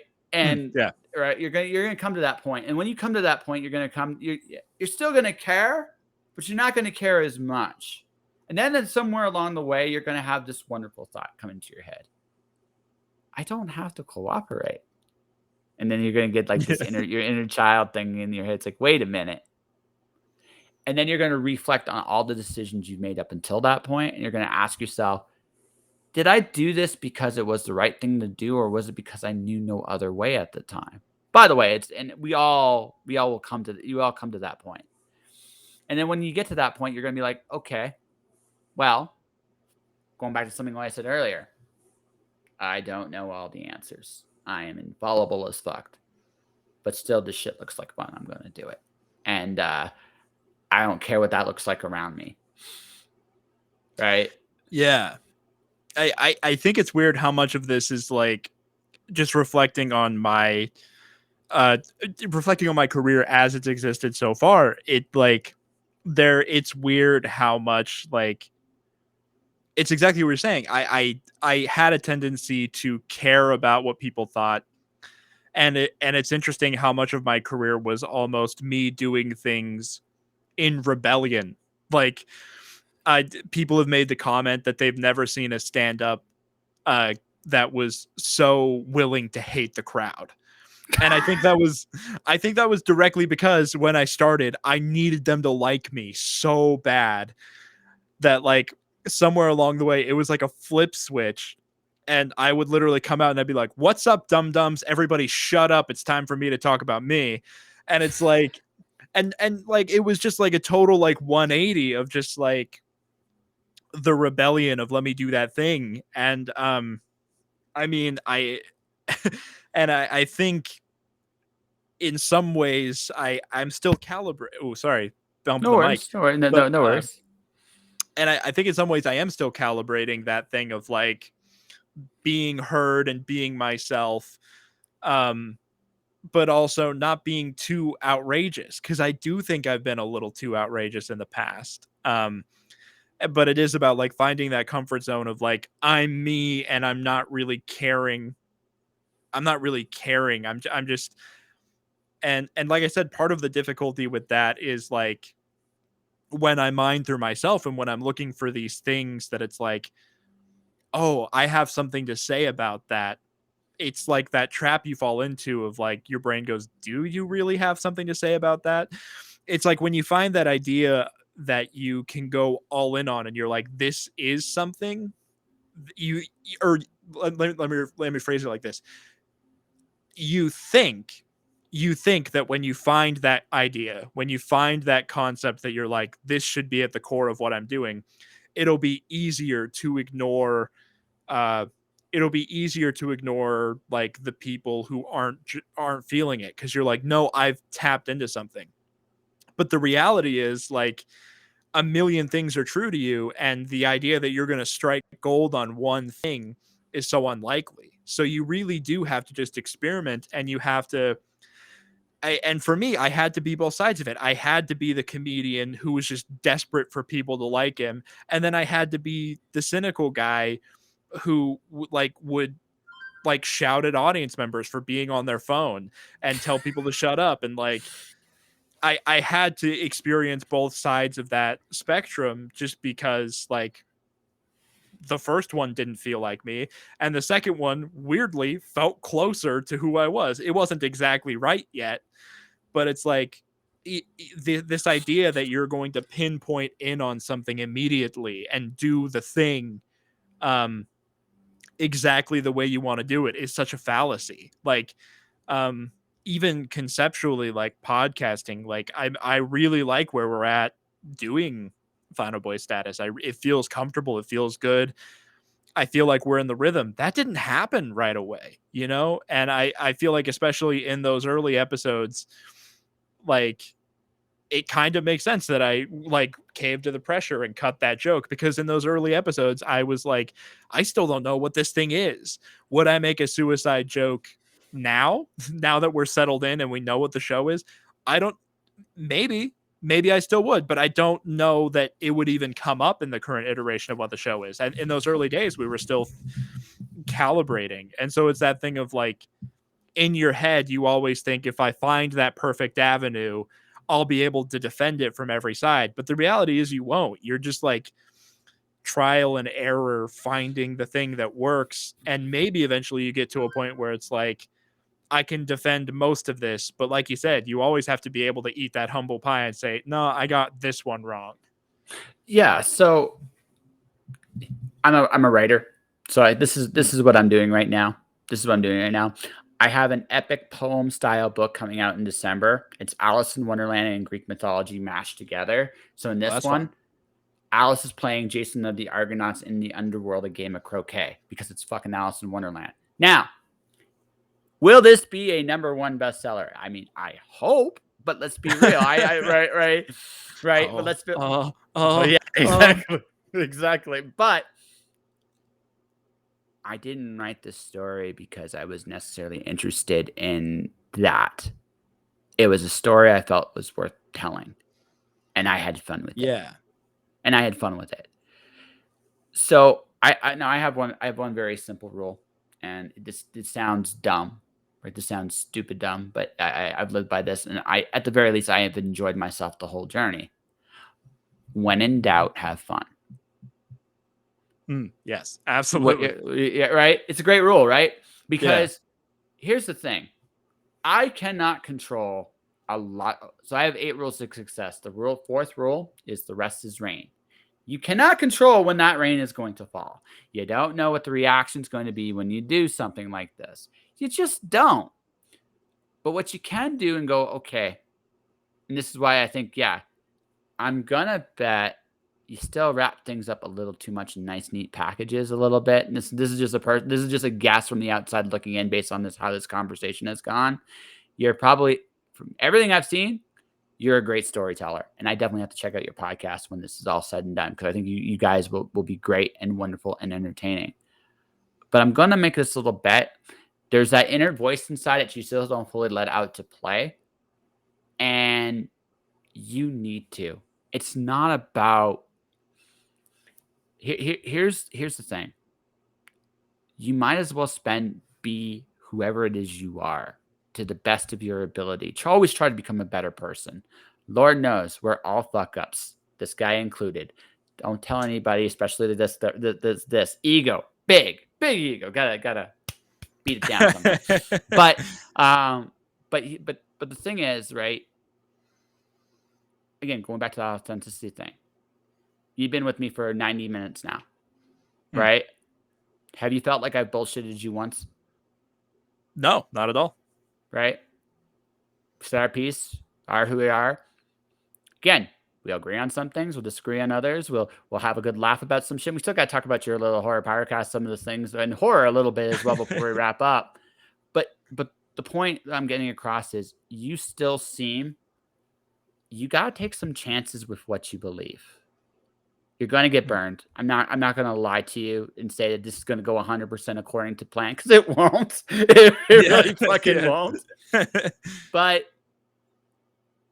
you need to find out, because you will, in having these conversations and having that, in those failures, in those miscommunications, in those misunderstandings, and you are going to, again, you're going to make mistakes. You just accept that.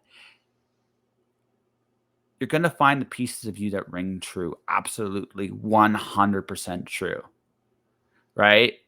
Those are the pieces that are going to resonate with whoever your audience is. Good, bad, or indifferent. That's who you are. You figure out who you are, you're going to find your audience. We are niche. There are plenty of people like you, right? That nerd out over horror stuff. I'm assuming you're a metal fan too. Something tells me you're a metal guy. Not as deep cut as some, but yeah, I dabble. You dabble, right? So you sound like ultimate at heart. You're one of those generous dudes that cares a lot about how the world is and wants to change it, and that's admirable. But what you also have to understand is you're not going to be able to change the world until you figure out who you are in it. And the only way to do that is to have a little is speak what's on your mind and not be afraid to get your ass kicked for it. Because you will. There's no ifs, ands, or buts about it, but you're going to get your ass kicked playing it safe too. So why try to play it safe? You might as well go all in, have epic level fuck ups, because at the very least you'll have material for your next comedy tour. So this thing I said, I was an idiot, and this is why. And now and it's real. It's real, and it's as real as you're gonna get. Right? We are all learning and discovering together, and that never stops. I'm 40 years old. I still don't. I know less shit now than when I started. You're gonna get a lot of shit beaten out of you. That's just how life works. Like, you think you know, no, you don't. But here's the thing. Here's the thing. How true are you to you in this life, whatever that looks like? That's the important thing. It's easy to claim to think you have character, but you're never going to truly know what kind of character you have until you put it out there. Yeah. Like metal that isn't tested is like unsure. You know, you don't know something's tough until you actually like put it through the ringer. Yeah, and I think for you, and this is just where I think you're at in your career, you're a great storyteller. But much like Johnny Cash, when he had his band around him, there came a time where the director said, "You know what? You don't need the band. Fuck that shit." And Johnny's like, "Oh shit! What am I gonna do now? Just play your fucking guitar. It's all you needed, man. It's all you ever needed." But Johnny Cash didn't get to that journey until he put himself in those uncomfortable situations. You, my friend, are ready to get a little uncomfortable. That means you don't put it out as polished a product sometimes. You let it be a little rawer, a little realer, right? And you don't hide it. And again, I'm not saying you don't polish it a little bit. I'm not saying just be a completely, wee! You don't need to do that either. But you need to be like, okay, I don't want this to feel comfortable. I want this to feel a little rough around the edges. I want this to feel different. So when I go out there, I'll see what the reaction is. And even in real life, like I said, the best thing about me is I don't really have to think about anything I say. There's no work involved. And that's because I'm a lazy fuck. Don't tell anybody. I'm just a really lazy fuck. And I don't want to think about that. Good thing you're not saying that on a public platform. Yeah, damn, man. I know. Like, secret will be out to everything. right? I'm right. It's just too much like work. If I have to pretend and tiptoe all the time, I'm never going to let myself breathe, right? And again, I'm okay with being wrong.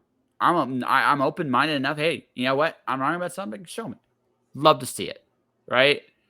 But you have to again. You have to put yourself out there, man, and you have to be willing to be like, hell, even if you have the unpopular opinion, put it out there. It doesn't matter. Grand scheme of things. Okay, I don't know if you believe in God or not. That's not really the point of this. But seriously, do you think God, the universe, Buddha, all that shit gives a fuck about what you think about the current political administration? I promise you, he doesn't. He doesn't give a flying fuck. What is cared about, if there is such a God, if there is a God, is who are you in these times? Who are you wanting to be? What are you, again, what are you willing to stand for? Because you're a comedian, my friend, you got to stand for something. And if you're always going to package things up, you're actually going to be like, I'm standing, but I got a crutch. Got the crutch, right? Or I got a cane, like a pimp cane. Now, pimp canes are cool, don't get me wrong, but still, at some point, you got to throw that shit away and guys kind of see who you are. And if there's any one piece of advice I think maybe you needed to hear, it might be that. Yeah, I mean, I don't know that I disagree. I feel like I'm in a very interesting time of life at this exact moment where I am kind of trying to figure out what's the risky thing to do, what's moving in a bold direction for me. So I agree. I think that's a lot of the things I've been thinking about internally, especially from a creative standpoint, where it's like it's that great there's a great David Bowie quote where he says like, you know, creatively the most exciting thing happens when you're uncomfortable, when you've waded out into the water and you reach that point where your toes are no longer touching the bottom of the pool and like your head is just barely above water. He's like, when you're in that space creatively, that's when you make the most interesting thing you've made yet. And I feel like um well, to a certain degree, every step of my career has felt like that so far. um but I do feel like it's now about finding that zone where creatively I'm fulfilled because I'm doing something so ballsy and so strange. uh and I think I do agree with you on that. I feel like this is the point in time where I want to be uh truly just like, yeah, finding a new direction for things, if nothing. Sorry, I said new direction, I did not say new direction. But common mistake in these podcasts. But I didn't know this was a pantsless version. You should have told me before we began, man. oh, there's a reason the camera's at where it's at, my man. In terms of what's happening down here, a disaster. As long But as no, you're having a good time. Anyways. It's hot here. It's hot. What do you want? What do you want? Okay. But yeah, so I think I agree with you, and I think that's like and like I said, sometimes that's the hard thing, is figuring out like where the uncomfortable place is where something exciting could happen. Uh and so yeah, like I have a couple different things I've kind of been cooking up. I won't say anything about them because but like I'm definitely in a point of time now where I want to be like uh one, really honest. um I think there was always something I was dancing around in my work. Well, I mean, fuck it. Let's say some things very clearly. I grew up in a religion that I am no longer associated with, and I feel like in my entire career so far, I've been kind of dancing around that, where I haven't wanted to piss off the people who were in that religion, but also I wasn't in a place to acknowledge that I had left. Like, let's just say what it is. I grew up Mormon. I no longer identify myself as such. And I feel like my entire career so far, I've been kind of like dancing around that thing of like, that is like, I don't want to piss those people off, but also it's not really where my head is at anymore. Or your heart. And so, yeah, it's just this whole thing of like, there's this entire section of your life where you're having these distinct thoughts and distinct feelings, and you're just like, I'm not talking about that. And it's like literally cutting so much stuff off when it's like, that's what I'm thinking about. And I just have recently like really decided like, no, like I gotta, like, there's no point in lying about this. Like, I have separated from that and I'm in a new era of my life, and it's time for me to talk openly and honestly about that. And I feel like I've had some things that I've been tinkering with that are very honest and very much addressing that side of things, that part of my life. And I feel like that's the stuff I'm most excited about right now, is like diving into belief and diving into losing faith and what those things are and what those things mean. Yeah, so like the stand-up set I've like been writing from scratch, I literally have just called Faith, and it's just like a really, I think it's funny. I think there's some really funny stuff in it, but it's also just me be a very honest thing of like tracing the loss of faith and finding like, where do I go from here? Because that is the honest question in my mind now. So it's I feel like I know exactly what you mean, where it's like, it's the time to do something ballsy and it's the time to be honest. And I think the stuff that's exciting me the most right now is all kind of in that. I think I'm still a little bit scared of it because I don't want to be like, not to arrogantly say I'm going to be known for any of this, because the reality is probably not. But like, it's tough to have that like label on you of like, oh, he's like the Mormon guy, you know? So there's that. Okay, so I have this. You were honest. Let me be honest with you, and it's all fair. First off, I accidentally ended up in the Mormon communities for 2 years. I can't name names because I'm not gonna give it away. So I ended up working for a writer I idolized. It was one of my first indie books. I can't name it because it did not end in the best of terms. I had no idea I was going into a Mormon community until I was literally in the car with him and his family going up into the area. So it was a little bit of a culture shock. It was a little bit of a culture shock when I got there. So one of the things so I'm going to be empathetic towards you because I saw what I saw up there, and small towns have this tendency to always have like expectations, right, about who you are and who you're supposed to be in this town. And to some degree, everybody plays the role because everybody just wants to get along, and not just stay under the radar, right?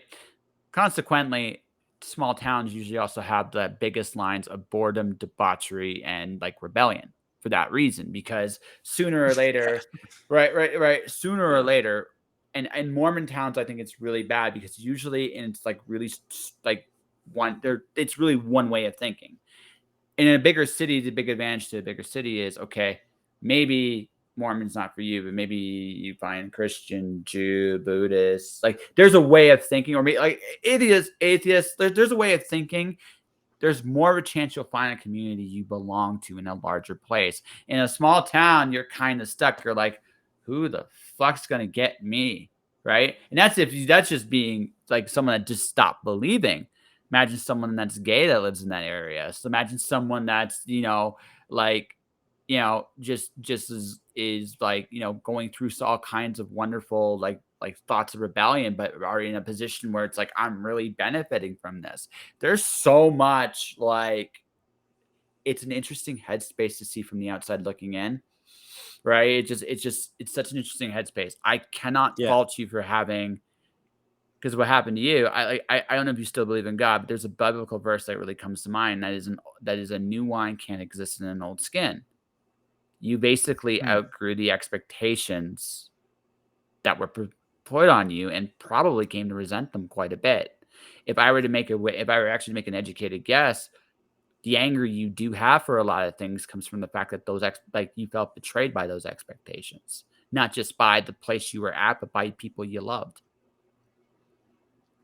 Yeah, no, I think, and I've articulated this in various ways, but I think, yeah, like the way I was raised, like I said, you're promised a lot of things. Like I said, I even have resentment towards the promise of do what you love, you never work a day in your life. Like Mm-hmm. it's just and I think it speaks to a lot of people in my generation in particular, that it feels like promises were made that there was no chance they were ever going to be kept.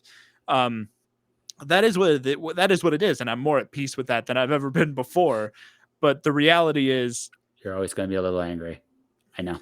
yeah, there's always going to be a little something. It's kind of like, and there's something very specific about being handed meaning on a silver platter, which, like, when you're raised in a religion, that's exactly what happens, is you're handed meaning on a platter, and then the realization of, like, I don't know that I believe in that, so what is my meaning, what is my belief?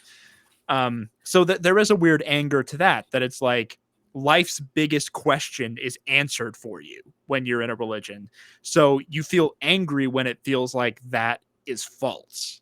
And I think I do have a lot of anger in that. um but I also feel lucky that I'm pushing through to the other side, and I'm finding my own sense of meaning, and I'm fine, like, and I think that's like the idea of, like, building yourself up usually starts with, like, you completely destroying yourself. So this idea of, like, this period of my life that I'm excited for what I'm building into, these new ideas I have and these new things that I'm connecting with, all comes as a result of, like, destroying the old me. Yeah. um and I think, like, so I do get what you mean. I think I will always have, like, a little bit of anger in me, because, like I said, to be handed something that as I got older felt like a lie, it's hard not to feel betrayed, and it's hard not to feel angry. And, like, I don't know, like, anybody from my community watching this, like, please don't reach out. No. But I hope at the very least you'll like, you don't have to agree with me if you uh people from the community I grew up in who may or may not be watching this, you don't have to agree with me, you don't have to feel the way I feel, but I hope you will respect how I feel. That if you're given a thing and it's marketed as a truth, it's marketed as eternal truth, and you start to feel that it is false, that it is a lie, I hope you understand that, like, yeah, anger comes with that. I'm not an angry person, and I struggle to let myself be angry. And it Mm-hmm. was really hard for a long time to admit that I felt angry for being, like, for that falling apart. Um and like I said, still, like, the thing I'm worried about is the people that I grew up with, like, writing me off and not giving me any empathy whatsoever. Um but, like, at the end of the day, it's like I can't help that. I can't help that, like, that didn't hold for me. That wasn't solid. It was intangible, and I had to go find something that actually felt solid. Okay. Ooh, lots to dive into. I'm going to return I'm going to give you a story in return since you were so gracious to share this story. So I still believe in God, and I need to be state, but there was a time I was going to this youth group, and this was when I was a teenager, right? So, um, I don't think my level of betrayal is the same as yours, but I think you want to. I just want to point out, like, we all, I think, get this on some level. This youth group was good. It was they two people ran it. It was great. They talked about God, Jesus, and there's a lot of fun stuff there. And then one day it stopped. So the guy in charge, he was a recovering drug dealer. He had backslid into that life again and was using the church to front sales of drugs. Like, right? That's He a hell found of a a thing. market. I'll tell him that. He found a market. Oh no, no, you absolutely do. I like I think there's that. There's like, and again, I can talk about my own personal disappointments with church. What I came to recognize for myself, like the reason why I was never quite so angry at God is I recognized the fact that God is advertised everywhere. It doesn't necessarily mean that that's where you're going to find God. And again, it's that Yeah. it's being divorced from. When I go to a church, I'm very skeptical. Actually, by my nature, I'm skeptical of everything. Because one thing I've learned in this life is life will promise you a lot of things. That feeling of betrayal, but those things promised been delivered, that has been multi-generational probably since the end of World War II. We've all felt like these promises have been broken and betrayed. And I think as each generation proceeds, less and less promises are kept. So I think that anger not only is normal, I think it's justified. Because even at 40, I still have those moments of anger, right? Because you understand what you were supposed to they say you were supposed to have and you weren't delivered. That all said, I don't think I would say if you are from his community, don't reach out to him to try to convert him back. He doesn't want that. What he does want, and this is what I think you do want, if you're really, really honest, is you want people to go around and go, I understand. Not that they agree, not that they disagree, but that I understand. I think what you would find is that a lot of people in those communities do understand. Unlike them, you just figured out a way to escape the expectations that were placed upon you. Some of them will resent you for that, but you did it and they didn't. Some of them will admire you for it for the same reason, right? So look at it from the fact that, I would just look at it as for you, this was a necessary part of your development. And also now I understand why you've been sugarcoating things in story now a lot more. Because one of the things you've been dealing with and challenging is the expectations of everybody around you. And now you're trying to figure out what you expect from you going forward. I feel like you hit the nail right on the head. Armchair therapist over there. Mm-hmm. I interviewed a lot of people, man. I just listen, right? So Yeah. yeah, and I just feel like you deserve to hear. You just deserve to hear like you're not alone. Lots of people get this disappointment with God. Look, I'm a believer, and I still have doubts. I think that's actually Oh yeah. healthy. I think that's actually healthy because um, it's because you can question and grow, and you can go into those uncomfortable places. I don't worry about a believer that has doubts or even a non-believer that has doubts. I worry about believers that have no doubts. They scare me, and not Yeah. just they Terrifying. scare me the most, and not just religious, but non-religious stuff too.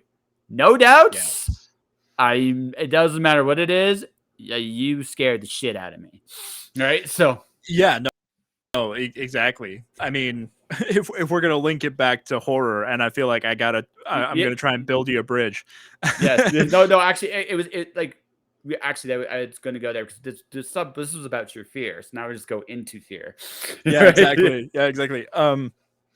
I think truly one of the most phenomenal horror pieces I've seen recently was there's a new limited series on Netflix called Midnight Mass, and it was written and directed by this guy Mike Flanagan, who was raised Catholic, and like he basically, like, for him it was an exploration of his loss of faith and his belief and all these different things. And I feel like what's cool about horror is genuinely all you need to do to make a horror story is you need to find something that scares you, and then you find a way to articulate that into a story. And the cool part of the era of horror we're living in is people are finding increasingly more abstract fears, and they're finding a concrete way to express them. And Sorry, I'll let you finish before I get into this. yeah, and I think what was really spectacular about Midnight Mass, so I can build you a bridge to horror, is like I think the biggest fear he was expressing is the fear of fanaticism, of the people who believe blindly. And that's in, like, for him it does kind of focus in on specifically, like, Catholic people who believe blindly within that show. But I have that fear of everyone, exactly like you said. I think fanaticism is the thing that scares me most, where a person is like, I would kill for this, and I'm like, you would? I don't think I'd kill for anything. Like, I don't know that I believe in anything strongly enough to take a human life, and the scariest thing you could tell me is that you believe in something strongly enough to take a human life, me personally. So it's like, So for me, if I had a wife and kids, would I fight to protect my family? Yeah. Would I kill to protect my family? Yeah, it's in me. I'm just being very that's a honest about different this. thing. But Yeah. that's a different thing. That's a tangible thing. We're not talking about a belief. Okay. Okay. No. I'm Yeah. just throwing this out there because I just want to just clarify where we're at here. That's all. No, like like I said, fanaticism comes in many different forms, and it's the ability to express doubt and question things is such an important skill we all have. If we are silenced from that, that's terrifying, right? Because Yes. now it's like, well, now it's like, oh, you can't question this because this is the way, the truth, and the light. I'm using the religious allegory perfectly. It's like, ah, I believe, and even I'm like, you know what? No, you gotta you gotta have questions. If you don't, Yeah. yeah, yeah, right. You gotta have, like, these are health. Like, doubts are healthy, questions are healthy, exploration of things, faith or lack of faith, are healthy, right? And I don't care what level you're at. You like life's about exploration. So yeah, that fanaticism of I'm gonna do this because somebody else told me and I believe them to be the higher power, truth, whatever. And that's not just killing. Yeah. That's anything, right? Yeah. Right, It's a right. Like lot. I'll do anything for this. And I'm like, that is not what I want to hear. Yikes. Right. Yeah. Right. But as far as horror goes, what I love about the horror genre, so I'm a Magic the Gathering player. I don't know Hmm. if you've ever played Magic. If you have, I haven't as much. Sorry. okay, okay, okay. So they had a horror set called Innistrad, right? And it's a purely horror. It's a horror based set. Every classic horror trope. It's my second favorite set all time. The other, Hmm. right, because it's fun. But one of the themes they had though was like horror is really about transformation. The idea of it's horror is about what if this scenario happens.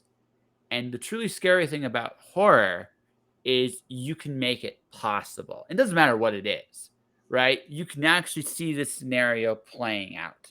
It could be about a psycho killer with mommy issues. It can be about a demon that terrorizes you in your head with dreams, right? Yeah. And consequently, I think Freddy Krueger was the coolest villain ever until they made him a joke. And once they made him a joke, I because like your take. I like your yeah, take. yeah, he was such an amazingly interesting because he was all about transformation until they decided to make him a joke. And when they made him a joke, it was like, I hate you because he was such a more compelling monster up until that moment. Not to say you couldn't have some fun. Freddy versus Jason's hilariously entertaining, but Yeah. at the same time, the original Nightmare on Elm Street are so much better. That's a Freddy that you can be like, okay, I'm scared to Yeah. fucking death, right? He's terrifying in that first movie, but he like and it's like the small things because he makes jokes in that first movie. Like he has quippy one-liners, but he's scary. And even like the second movie, he makes like no jokes, and he's just like crap your pants, terrifying all the way through, and disgusting. Like that's the grossest he's ever looked in any of the movies. Was that second one? Um, yeah, and I feel like the funny thing is we're kind of articulating the same thing in different ways, which is just like, um, like I think the horror genre is so great because exactly what I said earlier. It's that idea of you're thinking of a thing that scares you, and you're expressing your fear, but like it's gotten more complicated as we've gone, right? Where it's gone from like, oh, I'm scared of like I mean, let's do the original Halloween, because we just did some episodes about Halloween for That's a Final Boy good. That's Status. a great horror. That the first one's really good. Yeah. And like that's just a very basic fear that's very physical, very tangible. What if somebody breaks into my house and attacks me? Like that's a very even universal fear. And I think that's why it struck the chord that it did in society, is that like it made people feel unsafe in their own homes. But like there's more, like I said, more abstract things to be afraid of. Like I said, Midnight Mass is brilliant because it takes the idea of fanaticism, which is fairly abstract, and it's like the director showing you like, here's why I'm afraid of it, and you going, yes, this is articulating a fear that I've never been able to articulate. Or like I don't know, I think like there's so many different ways to describe it, and it's exactly like you said, it's transformative because you watch these characters get changed by fear and evolve. And it's also that thing of, like you said, it's what if this happened. Like the Halloween movies is, what if a guy breaks into a house and kills people? Like it's the what if and expressing fear, those two sentiments are the same, I think. So we're saying the same thing in slightly different ways.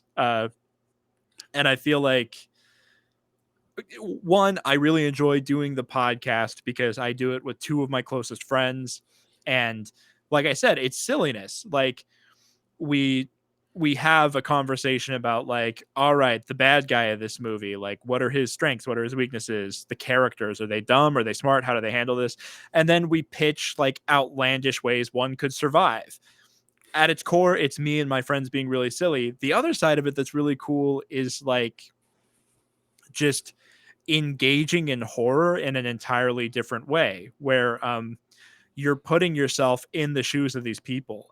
Very early on, we did an episode about Donnie Darko, which is a very non-traditional horror movie. Very solid. A very very cool movie. Very Very very cool cool. movie. and Yeah. and like I have to say, it was very transformative for me to watch that movie and put myself in Donnie's shoes and realize like this movie is an articulation of Donnie's fears. This movie is literally the horror of what Donnie is afraid of. He's not afraid of a guy in a mask killing him. He's afraid of much more abstract things. He's afraid of being a misfit. He's afraid of death. He's afraid of the inevitability of death. Um, and like it's kind of twofold. One, or well, there's so many good parts of it. One, it's just fun to watch scary movies. Two, it's really fun to talk about scary movies with your friends. Three, there is something weirdly like soul expanding about going into a horror movie and like putting yourself in the protagonist's shoes, and even if it's not something you were afraid of, empathizing with that fear. Like, this is, I don't want to like, this is an oversell of the podcast. To be clear, it's very silly. We're more concerned with making jokes than we are about being profound. Um, but there is something really cool and really unique about watching a movie through the lens of, if I was there, what would I be feeling? How would I be handling things? And like taking on other people's fear like onto yourself. uh and like I feel like art at its best just like helps you expand your brain. It helps you see different points of view. It helps you understand yourself and the world around you a little better. And like uh you know I didn't like horror as a little kid. As a teenager, I got a little more into it. But I feel like what really flipped the switch for me and made me a true believer in the genre was doing this podcast, because you see that it is art. You see that it does like change your mind about things, and you see that it does transform you and the people like that it kind of comes in contact with. And it's also like one that's really fun. Like, I'm not going to say that every episode we do is art. We're Oh, not God no. always, and not every movie we watch is art. Sometimes it's a popcorn movie that's just about like having fun. and that's really fun in its own right. So I think it's just a joy to do. I'm just going to slightly disagree on your last point. I think a popcorn movie is art. I think this. Here's the thing: does the movie know what it is? Because Yes, that's what that right. Because if it knows what it is and it's just doing it, what it's supposed to do, it's art. Oh my god, we talk about that so much. Like when you Yeah. talk about whether or not a movie is good, um, the point that I feel like 90% of people miss is understanding what does the movie want to be and is it that thing? Like a movie is objectively good if it knows it wants to be something and is that thing. Well, I'll give you an example. I love me Ghostbusters. That's a fun old school. It is a horror technically. It's not. Yeah, I wouldn't. Right. we did it on the show. It's absolutely Yeah. a horror movie. Yeah. But the whole tone's light. It's not designed to be a movie that actually scares you. It does have its moments, but it's not really. That's not what it's there to do. It's there to give you an entertaining ride, start to finish, with these really really fun characters that you come to like and respect as the movie comes on. The tone is light. It's fun. There's no betrayal of anything you get right away. Just how it's filmed, shot. You know you're in for a good time. That's all it is. It's all it's designed to be. It's a pretty damn good movie. Yeah. Do you know it's a really terrible movie? Blood Rain. That's a terrible movie. I actually haven't seen it. Don't. Just don't. Great cast. And I don't like the cast is decent. It's just it's just a train wreck to watch. Yeah. Didn't do anything it was supposed to be. It was none of those things. If you want to watch it, listen. There's some good drinking games to play with it too if you really want to. It's not a good movie, but it's because it's failed to. Everything is about expectations. Everything you watch, you see, you read, it's all about the expectations. Good writers understand it's about how you subvert or fulfill those expectations that make or break Yes, a good absolutely. movie. You can go either way, but you got to understand what you're doing. You don't want it to be so obvious that I can figure it out within 20 minutes. But you want it to be, but it doesn't mean, but you can have it still be logical, right? That's the Yeah. thing. Like it's something that you can expect and see. So the horror movie, although it's originally a book and it's more the book than the movie that scared me the most was Fahrenheit 451. Oh, that book is phenomenal. I love that book. I actually my next release, but the release actor is a homage to it called Lights Out. It's a new take on it, but it's about the exploration of art instead of reading, but the same themes: lack of empathy, the lack of understanding, and isolation. And I really feel like this is the book for is like we're in this odd like timeline of we're in Fahrenheit 451 in some ways right now. And the worst nightmare for me, and again as a kid, what scared me was people weren't aware what's going on around them, the lack of empathy for anybody around them, and the fact that so much magic, even in this time, there's a lot of magical things. Like right this minute, I think we're friends. I could be wrong, but I think we're friends. Yeah, Right? you're wrong. Totally. No, I'm just Totally. kidding. Tears in my eyes. I'm gonna go cry when this is over. But the thing is, right? On your bed made of money next to Kevin Feige. No, he's got a bigger bed. I have a tiny bed. He's got a big bed. But at least I have Just a to blanket. keep you in your place. Yeah, exactly. He's But very dominant in your relationship. he's the big spoon, I'm the little spoon. That's totally how that works. Hey, But anyways, as long as you're comfortable where you are, you know. you just gotta know where you are in the world, right? But but here's the thing, right? This is kind of like a miracle. Like, and if you really sit there and think about this, we talked for 2 hours about some really heady shit. I didn't expect to go this deep with you. That we were just gonna have a fun time, but we did. We talked about a lot of different things on this podcast, and that was really cool. But think about this, right? It's kind of magical. You're somewhere in the States. I'm in Canada, right? We're nowhere even close to each other, and yet we had this really fun, amazing conversation. I don't know about you, but I would call that kind of magical. Yeah, no, I agree completely. And I was it's funny because like in some ways doing an interview like this is taking a chance in that you and I have no previous relationship to each other. And it's Absolutely. something I've been conscious of like in the last couple days, that it was like, because you think about like we don't know each other, but it's very interesting how like just one thread can be enough. Like every time I was kind of nervous about like, oh, I don't really know this guy, there was just that thought of like, but he's a creator and I'm a creator. We have things to talk about.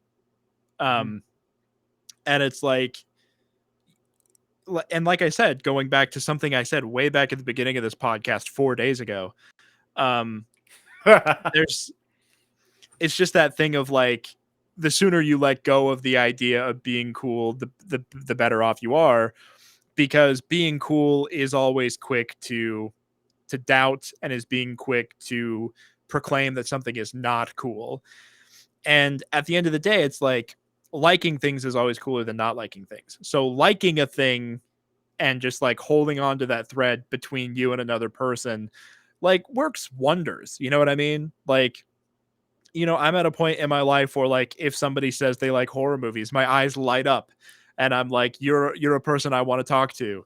Um, and it's so simple, right? Like and it is magical, and the internet is like one of the coolest parts of this is just this idea that if you follow the thread of creativity, it goes to point B to point C, point D, all the way down to point U, where now there's a connection between us that somehow by tugging on this thread of creativity, we bumped into each other. And I Exactly. think and I think the people who are going to be locked out from that gift are the people who are too preoccupied with uh like what we were talking about, just like the people who are too preoccupied with maintaining an image or being cool or this, that, or the other, and they're shutting down.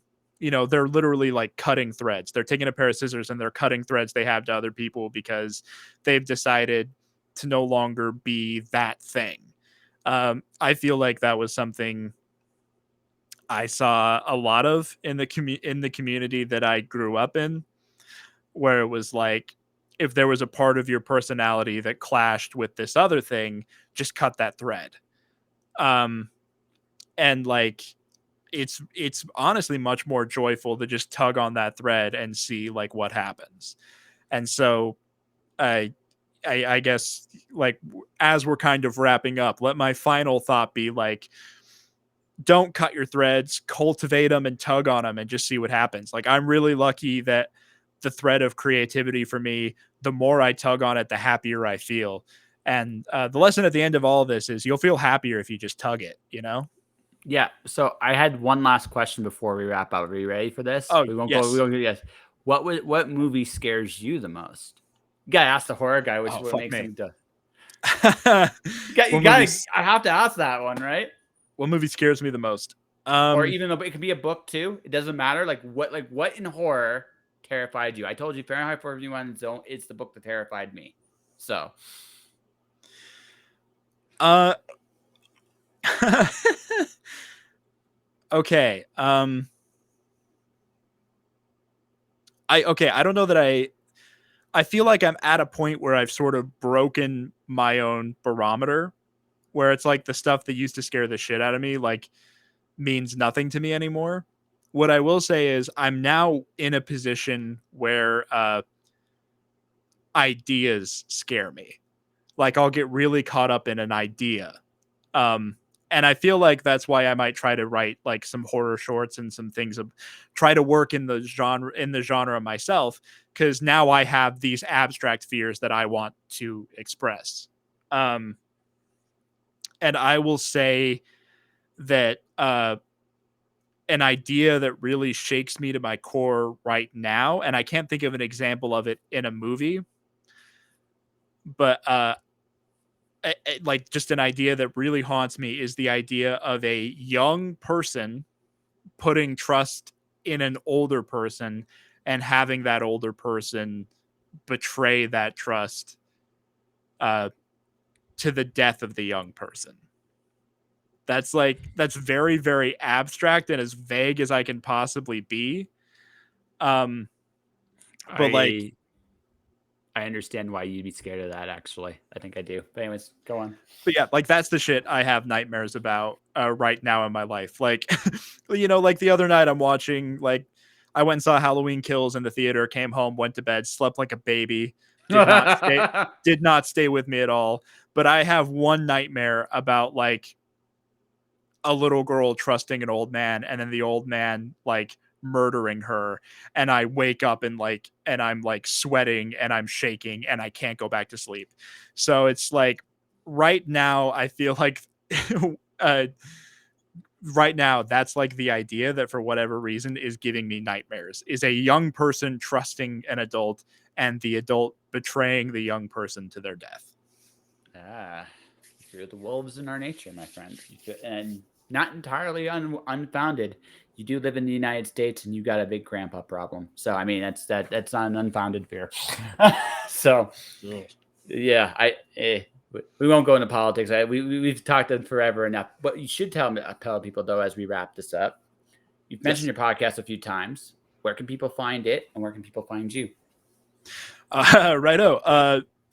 The podcast, if you go to anchor.fm/finalboystatus, that's a good way to find it on whatever your medium is. That website has links to our YouTube page. We do have a video. We do have a video version of the podcast you can watch on YouTube. It'll also take you to just whatever service you use for your podcast. For the purposes that I'm inept, can you spell the anchor.fm part of this? Anchor spelled Anchor spelled. I got anchor.fm. I got. But is your boy spelled like BOYS? Like just spell out your actual podcast. Oh, right. So it's /BOYSTATUS. What did I just fucking say? Boy status. FINALBOYSTATUS.